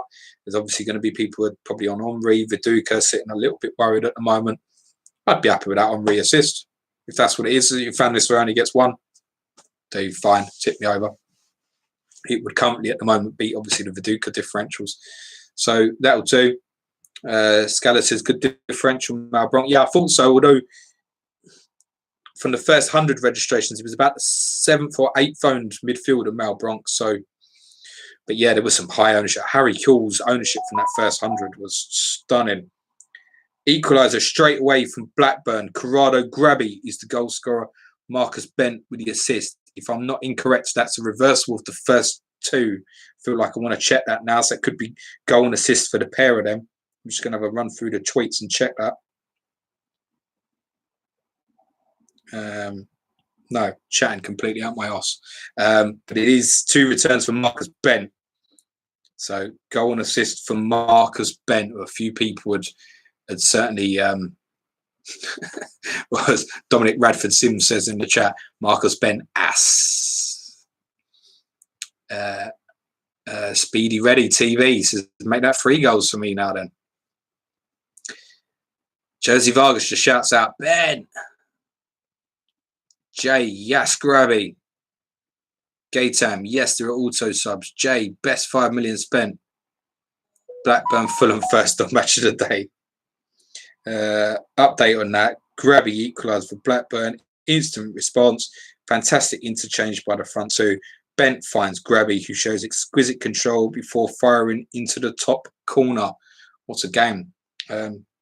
Looks like the one to be watching, but it's not the one we'd have picked, right? FPL Blade Thomas says, do midfielders get 1 point for clean sheets like FPL? Yes, they do, mate. Yeah, it's same rules. The only differences I noticed was they were saying, and it's one I hate from FPL anyway, was they wouldn't award assist if goalkeeper saved and then rebound scored. They won't award assists for that. They will award assists if penalty is won. But if a player has a shot and it's saved, and then directly from the rebound someone scores, commonly in FPL you would get an assist for that. You will not get an assist in this. Otherwise, the points are nearly the same, and obviously the bonus point structure is completely different. You might even argue with the amount that's going to be dished out in some of these games. A lot of you are going to prefer this to some of the trash we get with the BPS in official FPL. Rory Cartwright says, Christ, I need a fucking smoke. I don't smoke. They're really far. Cyrus Barnard, cheers, guys. I don't know what for, but cheers. FPL Nerd has Ruud van Nistelrooy captain, Robbie Keane, and Mel Bronk. So you're having a touch there, mate. Nice. Simon Dowling says, I miss man in the stands. Did you want me to get someone at all the grounds? Maybe I'll try and see if I can get a graphic up so when there's a goal somewhere and get like Ellen Road pop in the background or something. Nah, let's not do that. I think you prefer me without all the technology stuff. A few people said that when I said on one of the streams previously. I was like, sorry, it's a bit basic and I look like I've been kidnapped and that. Yeah, I'm well aware. But all the feedback was like, we just prefer you as you are as it is. So Simon Downs to get the green screen. We might. Well, I might. I ain't getting a fucking green screen at the moment. I'm like, it's really not an essential purchase from Amazon. Mind you, neither were the trimmers that I got either, but I did. Ryan is the same trio as FPL Nerd. Well done, mate. Max Waters says, Jeff Stelling, who? Unbelievable, Jeff. Alex says, we prefer you kidnap James. I think so did my wife, in fairness. She wishes I'd never come back. It's only when she wants a bit of help with a baby anyway. Yeah, cracking. So not many updates on substitutions. I don't know if that kind of means that many of us are in the clear for the 59-minute job or anything like that. Everton are in front at Newcastle. Kevin Campbell with the goal and Mark Pembridge, who was popular with a lot of people over the last 48 hours with the assist. Well done, anybody who picked up there. Campbell's interesting as well. 5 million forward. Interesting prospects actually at Everton. I felt it was one that I didn't really know where to start there. Newcastle were on paper a difficult fixture, but obviously Newcastle missing the likes of Shearer, Dyer and Solano there. So perhaps we shouldn't be too jealous. Dominic Radford Sims, Judas brother goal. Was he come off the bench, Kevin Campbell? Is that right, Brian Yule? Someone else confirm that for us, please. Speedy Reedy TV says Campbell gets a lot of goals in about half of his Sims. Cyrus Bernard also is on the Judas brother trail. It's harsh, but I mean, he did play for Arsenal as well, Kevin Campbell, so I don't really mind that. Excellent run by Pembridge. Ends with a nice pass to Campbell, who blasts the ball past Given. A great 10 minutes from the Toffees. They've turned that around quickly. Rob Reed adds on in there with the comments, Everton usually shy. That seems to be the majority of the information that I've been passed from people as well. Ryan McLeod, game developers, Everton fans. You'd have to ask Sports Interactive that, wouldn't you, mate? Shackler Villosian, Campbell was on the bench. Yeah, Ferguson and Moore started for Everton. You're quite right. I recall that now. Yeah. Okay, it's interesting. Be interesting to find out who went off. So someone's gone off early, but I think they've probably made the choice at the moment, like I said, that say like a Ferguson or Max Moore has probably got no ownership, so just not bothered tweeting it. And I think that's fine. They'll give all the data at the end. It's not going to affect anyone, is it? You know, one or two people, whatever. Okay, we got another one, have we? Chance at Ellen Road. Ian Hart finds Kuehl, who centres the ball for Viduka. The big Australian climbs above Michael Gray, but his header is fractionally over the bar. Ooh. Ooh.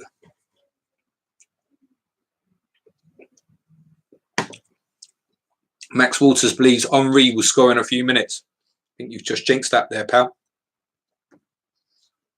Be interesting to see if Ipswich changed formation there from that very interesting lineup they started with. Matteo Guendouzi is trending.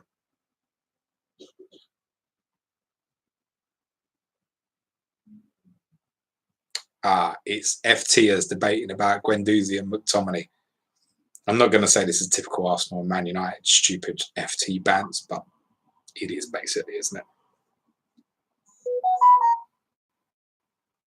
Substitution at Filbert Street. It's an interesting one. Veron is off. Paul Scholes on. I assume I make it 9:23. We should be about 62 minutes in. So it's more than that, isn't it? About 66 or so. So Veron should be safe for that extra clean sheet point. Paul Scholes is on. United make their first change, surprising one. Apart from a couple of excellent free kicks, the game has passed Veron by a little, and he comes off to warm applause. Scholes, his replacement. There you go. That's me locked. Game week 2 captain Veron. Thank you very much. Shit, don't scare me, mate. Less of a rotation risk now. That's my methodology, mate. Remember, short turnaround. Those are midweek fixtures in the week. It's all right. We don't know the rating on Veron. He could win man of match. It could actually be a 6-pointer for Veron. That's the joke of this. Everyone getting upset about it. It could be a 6-pointer. We don't know. We suggest from the report the fact that it says the game passing him by, assumingly means that he's probably not in the bonus, but he could be, right? I guess we'll learn this sort of thing from perhaps some of the tweets the guys are putting out. I would read into the fact that the game's passed him by, that it's probably not going to get the, excuse me, fucking raw indigestion. I had a steak out there, banging. Fair play, wife. Forgot my point now.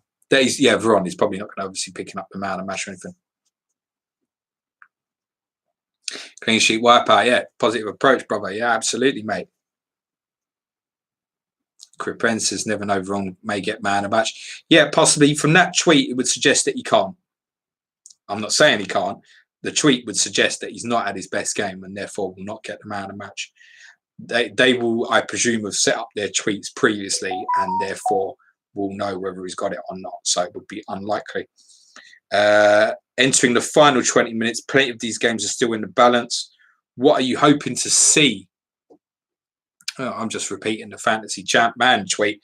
I mean, the goals aren't really coming. Oh, what are we looking to see here, guys? Let us know in the chat. Less of the obvious shit, like, yeah, Henri goal, Van Nistelrooy goal, we know all that shit. Manchester Reds, meat pie, sausage roll. Come on, Zola, give us a goal. Ooh, got a corner. Simon Dowling, hope all these chances means Viduka is on for man of match. I've no idea how that works. Great shout there, FPL Cobbler. He's hoping for streakers.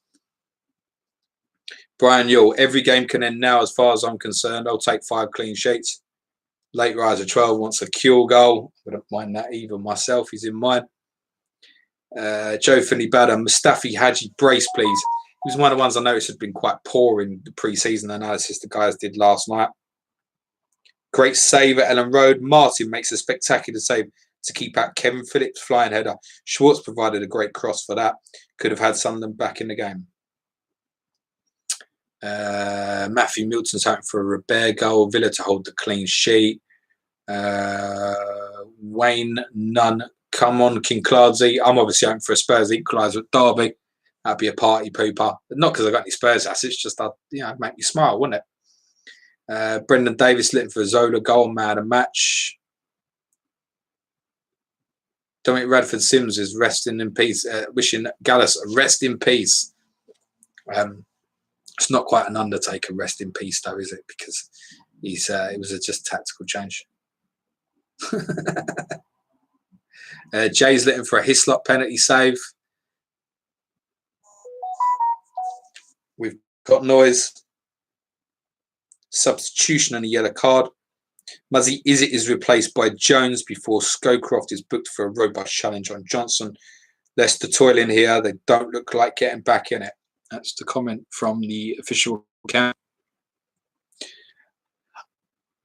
Interestingly, guys, I'm just interested in knowing the chat. And it's more an FPL than this particular game. I've got in the habit this season of not checking BPS points until the games are finished because it's beginning to do my head in, how much it changed and that.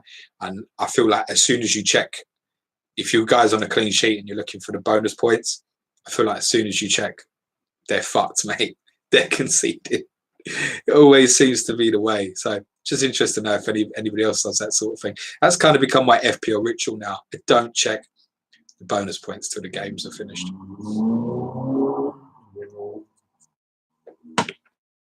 Downing says never understood people cheering for a pen save.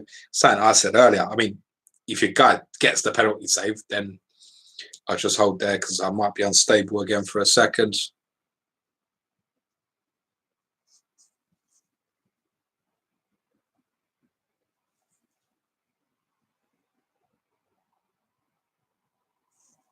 I'm back, I think. Sorry about that, guys. Yeah, never understood the shouting for a penalty save. I need a Hislop penalty save. No, I don't. I know what you need, but you're not really going to get it, are you? It's unlikely. Alan Adair said, I loved Ziga. He had a good start at Spurs, and then he suffered a horrendous injury in his second season. He got a dead leg, and well, that's what they thought it was. He had like some sort of vessel burst in his quad, basically finished his career, and his legs swelled to twice the size. And that was straight after him getting sent off 2 games in 3 or 4 days, I think, Manchester City and Charlton over a Christmas period in 2003. All for 4 yellows, I think, basically. And after the Charlton game, his leg really swelled. I thought it was a dead leg, and twice the size basically finished him. He had a decent start. Defensively, he was awful at Spurs. Can't speak too much about his previous career, but at Spurs, defensively awful. Delivery, very good. Free kicks, very good. Schmeichel, Blanc, Milcher, Hart, O'Neill, Derby on clean sheets for Dominic Radford Sims at the moment. Cue lots of goals, I'd say so. Brendan Davis is saying he'd take 50 points. I wouldn't really know till tomorrow what's a good bad score. I presume you'll need your averages to be slightly more than FPL because of the amount of bonus points that will be dished out. I would have thought. FPL Bricky wants Melchuk from the halfway line, not just from anywhere, but from the halfway line.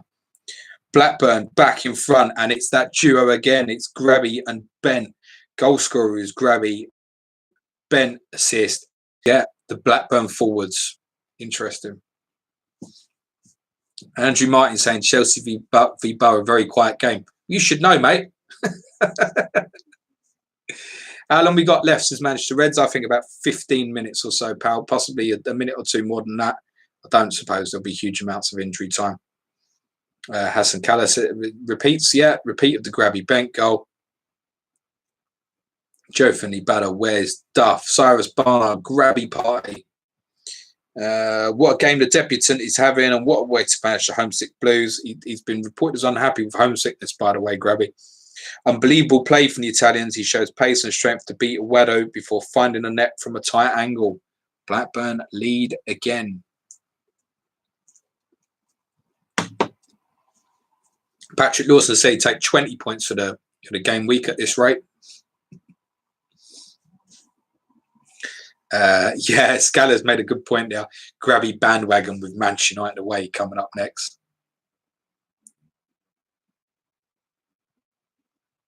FBL Bricky saying York is quiet.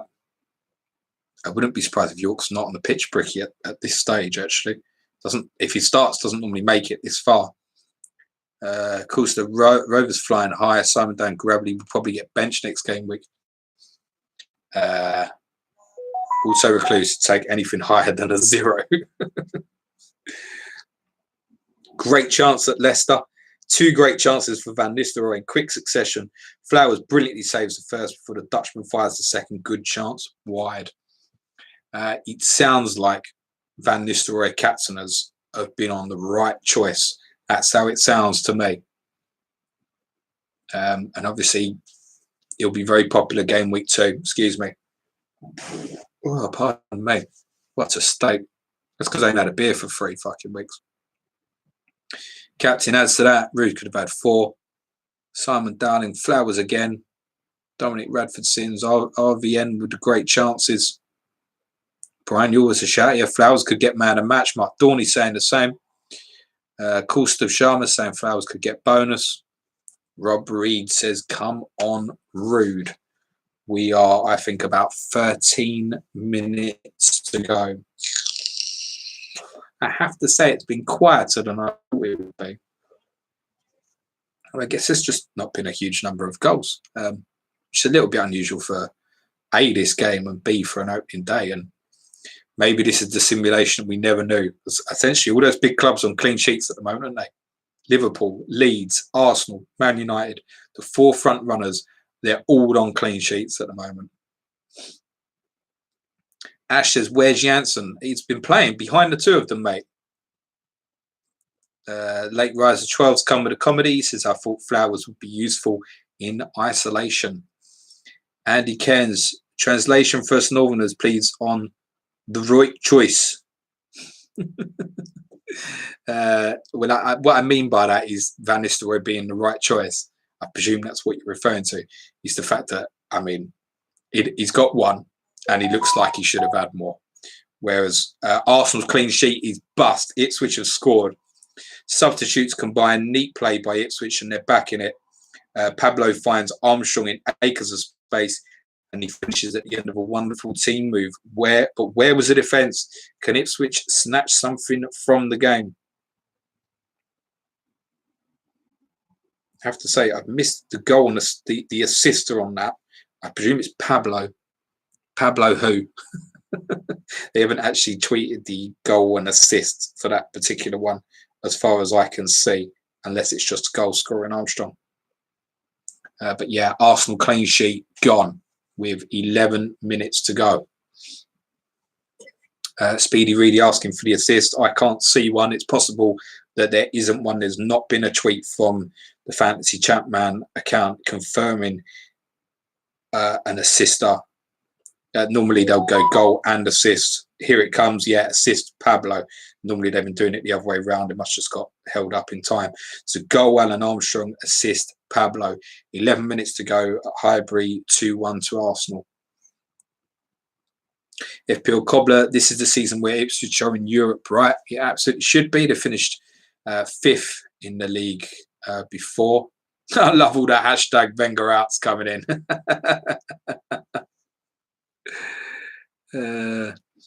Also, Recluse, 150 watching. Are we all going to be the top 150 in the game?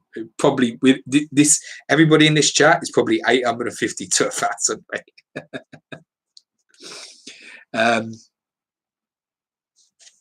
Simon Dowling, Ipswich finished 3rd. Get off my screen, this shit. Ipswich finished 3rd in 0-0-1.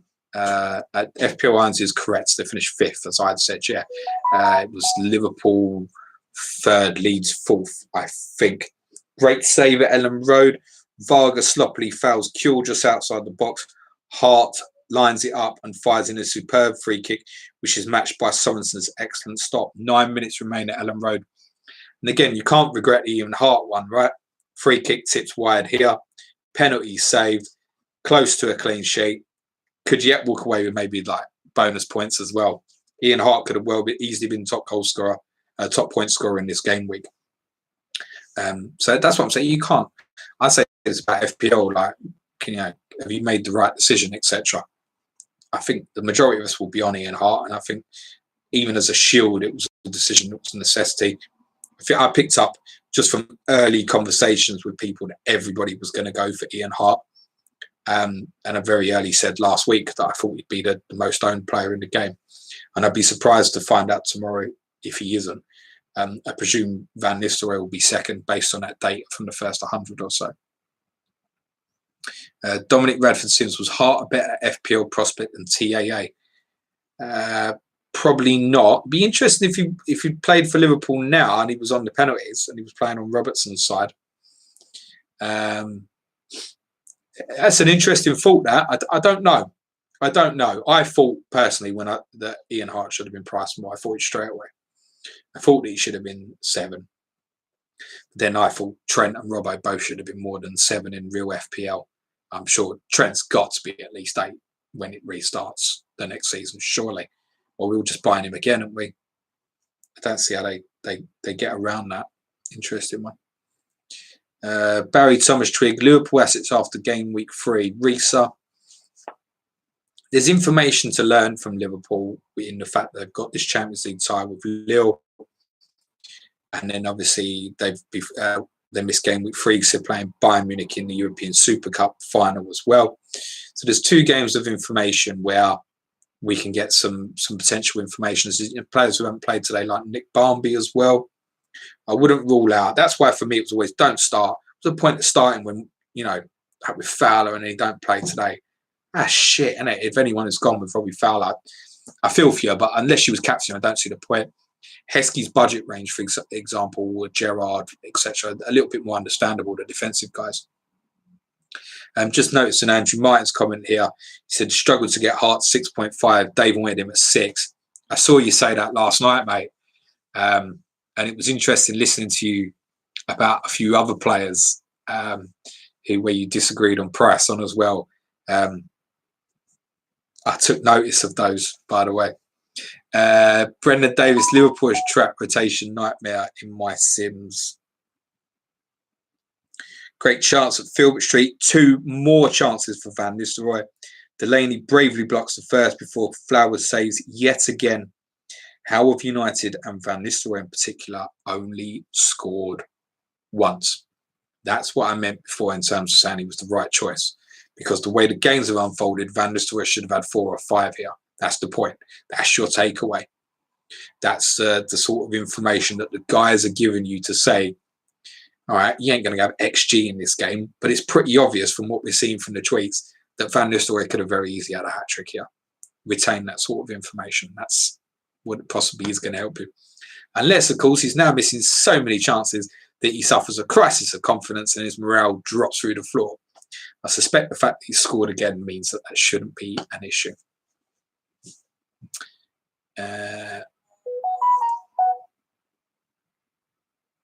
Liverpool clean sheet gone. Goal for Dan Petrescu. Equaliser at Anfield for Southampton. Wow, that's a shocker. I don't suppose there's too many have got the Liverpool, unless there might be some have gone for some sort of rotations. Maybe some have still gone for John Arnorisa. But that Liverpool clean sheet is gone.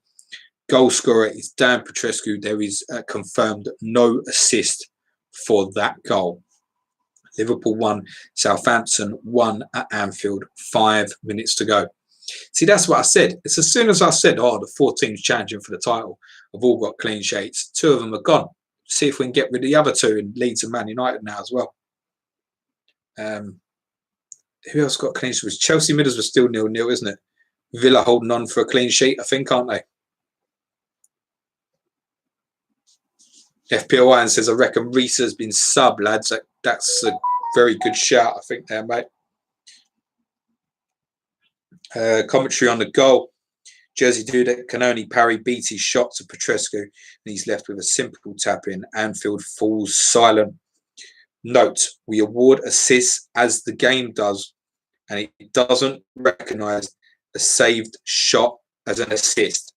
Sorry, BT owners. That's exactly what I explained when FPL Blade asked a question earlier about points scoring. So ordinarily, James Beattie would have got an assist there in real FPL.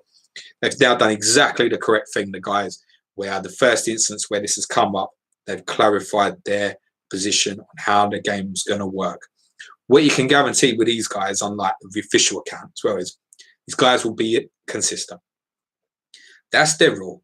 That's how they're scoring it. That's how they'll go with it. And everybody knows. It's not like when you get assists for handballs in official FPL. Ridiculous. Sometimes you get it, sometimes you don't. We have a third goal for Everton at St James's Park. Joe Max Moore with the goal. Danny Kada-Matri with the assist. I don't know if my friend Dan, FPL Chancellor, is playing or he's in the chat, but I know he was saying a brilliant tweet he sent the other day. He said, I'm signing up just so I can get Danny Kada-Matri. I think he likes to know. Great bloke, Dan, FPL Chancellor. So 3-1 Everton, back from 1-0 down at St James's. I suspect not to read too much into Newcastle there with those three key players missing, as I said, but it will probably halt enough those who were thinking of going straight back on in game week 3 to say your Solanos and Shearer, etc. If they're fit, it will stop enough people now. That's interesting. And the knock-on effect of that is you'll probably get more interest in, say, Arsenal and Liverpool at that time. So perhaps with people looking at Solano, Inamoto, maybe one who might emerge at sort of similar price now. Substitute Kada-Matri, his dreads flying everywhere, dwells around Davidsas before cutting it back to Moore, who's left with the simplest of tasks to finish. He has been excellent since coming on. Game over, although technically there is 4 minutes to go at St James's Park as we are nearing full time of game week 1.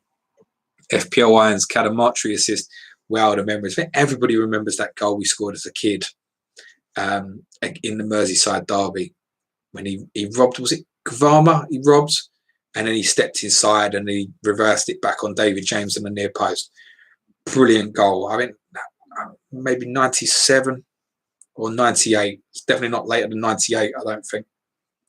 Really good goal that. That must have been one of his first for Everton.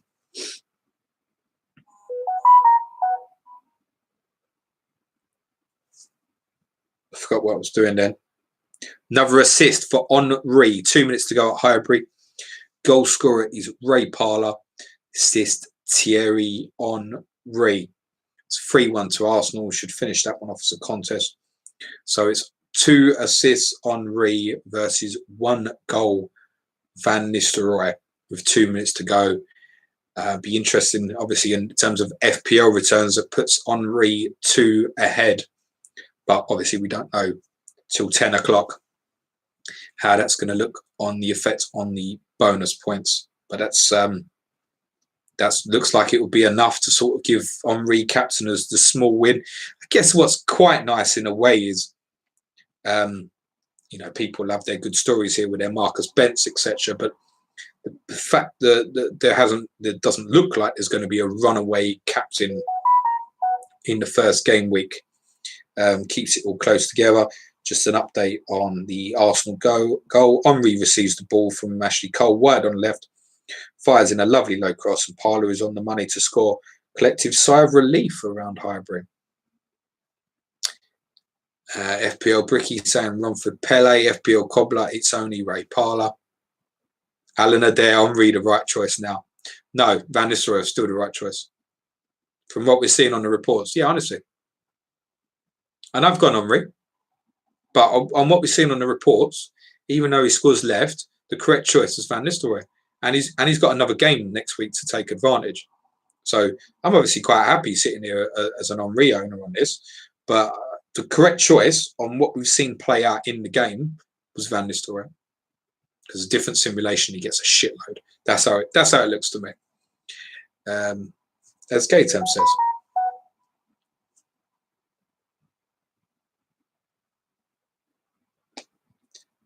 And that is confirmed from the guys full times around the grounds.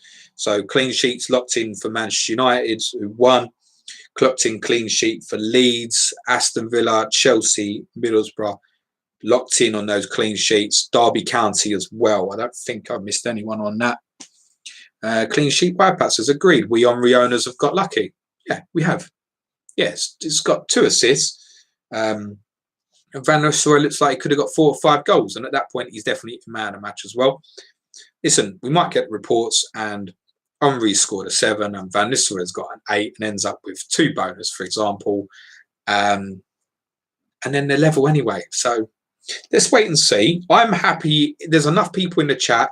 If you guys are happy to crack on and we'll talk, I'm happy to stay on the stream and we'll go through those player ratings when we get them at 10 o'clock. If you're not interested, you don't give a shit, start leaving. Fuck off.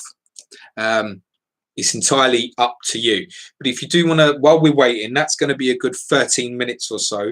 If there's anything at this point that you want to ask outside Chatman, FPL, or on the game itself, or my thoughts on anything, then now is a good time, and we'll have a little chat and we'll go through it together. Now, I'm going to put my phone down for 10 minutes because I'm not expecting anything more on that. Alex Turner says, cheers, James, breaking the monotony for a bit. Well, that's it as well. The word duty is wrong, but I'm here, I'm available, I can do it. There was enough interest, people asking, are you doing a pod on it? Yada, yada, yada. So I had an idea. We've done it. It looks like the majority of you enjoyed it. We might do it again at the weekend. Let's see how the land lies tomorrow, etc. Kritzy says, Ruud van Nistelrooy a must for next week. We non-owners dodged bazooka. Well, I can elaborate on that a little bit. I mean, my first instinct right now, having had 11 play from, okay, let's say 12 from my 13. I obviously had Jason Newell and Kevin Nolan unavailable. Keith Gillespie is the only one that's missed out for me. So my 2 goalkeepers look okay at the moment. And my other 10 outfield players look fine. I'm going to miss 2 of those outfield players game week 2, which is Henry and Davizas. My actual instinct in the first instance is to roll a transfer, I must say, rather than go Henry Van Nistelrooy. But I'll have a think about that, because what's happened there with the fact it looks like from a selection perspective, I've got most of the others look quite locked, okay, that I might be able to do the hokey cokey, possibly. So I'll have a little think about that. It might be that I'll go on Henry to Van Nistelrooy. I also think there's a strong possibility I could roll. I think there could be a major benefit in that, because I really want to attack into sort of Arsenal Liverpool game week 3, 4, and I know so many people are going to be thinking a wild card in there. I suspect once Liverpool probably lock up that Champions League second leg, in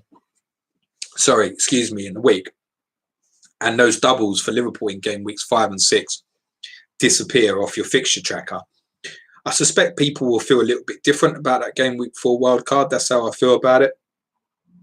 And it's a time where I really want to attack into Arsenal and Liverpool. I know I'm going to want Henry back in for those 3 home games, even though one of them is Chelsea. I'm not particularly bothered about that. So going to Van Nistelrooy, yes, the captaincy. Then I've got to go back, and I might have different problems and different issues then. So I'll have a think about it. But my first instinct is actually that I might well roll. And that's the position that I kind of hopes at the end of this game week 1 that I would be in. Oh, okay. We've got bonus points coming in. Henry's got top bonus for Arsenal. Lauren with 2. Dennis Bergkamp with 2. Guys, if you're tweeting that quickly because I'm on this live chat, really well done. Much love.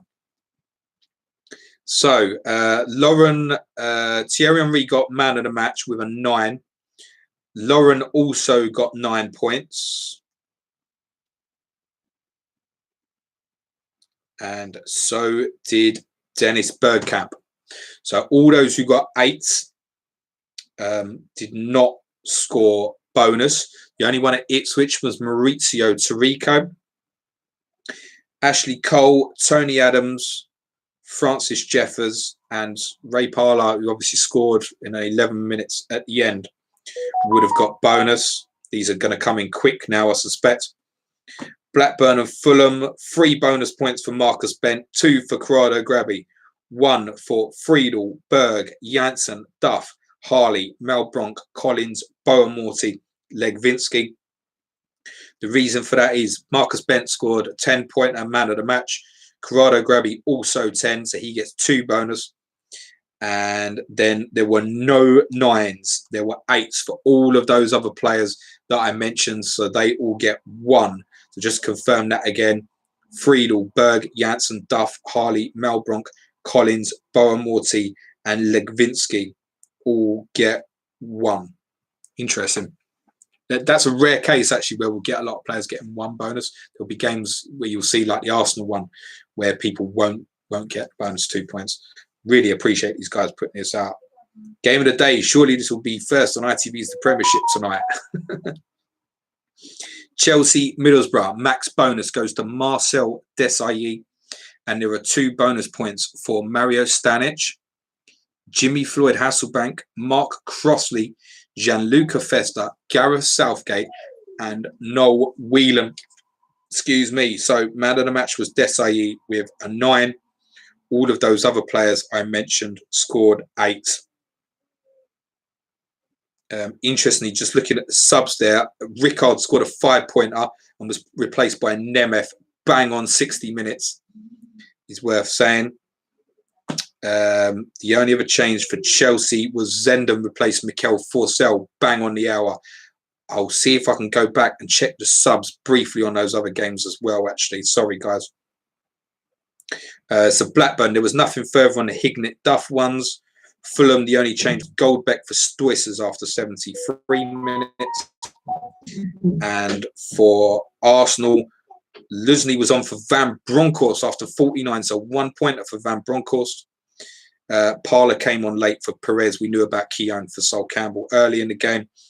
Pablo came on for Peralta after 51, and on 63, Armstrong and Miller on for Marcus Stewart and Thomas Gard. So bonus points, Derby Tottenham, 3 for Valkyrie, and 2 for Mark Poom, Seth Johnson, Daryl Powell, Georgie Kinclardsey, and Casey Keller.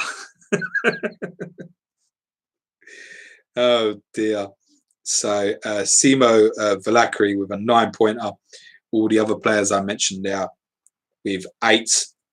The only change for Spurs was a half-time substitution. Saw Tim Sherwood replacing Oyvind Leonardson. And Stefano Aranio picked up an injury after 25 minutes for Derby and was replaced by Daniele Diano. Or Dano. I don't fucking know. It's all, I don't know. This is fun going through these bonus points, actually. It's kind of cool. Fun fact, Valakri is the coach of Tromso, Morten Gams Pedersen's team. Love that. That's very good, Vinyl Richie. Thank you, mate. Ed Cannon, Malbronk, Alpine, Kinclardsey, bench. Damn. So you're seeing some of these bonus points coming. That's what I'm saying. Don't necessarily think your guy's blank. So Kinclardsey, for example, he's actually ended up with a 5-pointer, isn't he? So 1 point for obviously the clean sheet as well as rated as a midfielder, and then the 2 bonus points. 5 points. It's all right, isn't it? So I wouldn't even be getting too much of a mess till you see these ratings. It's good that they've obviously got it early. It's really cool, actually. Here comes the next one. Top bonus at Leeds. I think we could probably guess this was Robbie Keane. 2 points for Stephen McPhail. We said when he plays, numbers good. There's also 1 point for Rio Ferdinand, Lee Bowyer, Mark Viduka, and Harry Kewell. So there's a 9. Robbie Keane scored 9 as man of the match, and McPhail also got 9. And then obviously the guys who got the 1 pointers all had 8. Ferdinand, Bowyer, Kewell, and Viduka. So if you take me there with Kewell, I've ended up with a 4-pointer there. It's okay. It's not the end of the world. There was only 1 substitution in the game, and it was the one we spoke about at the time. After 55 minutes, Michael Dewberry replacing Jonathan Woodgate. Oh, sorry. Nicholas Medina was also used for Sunderland, replaced Gavin McCann after 56 minutes.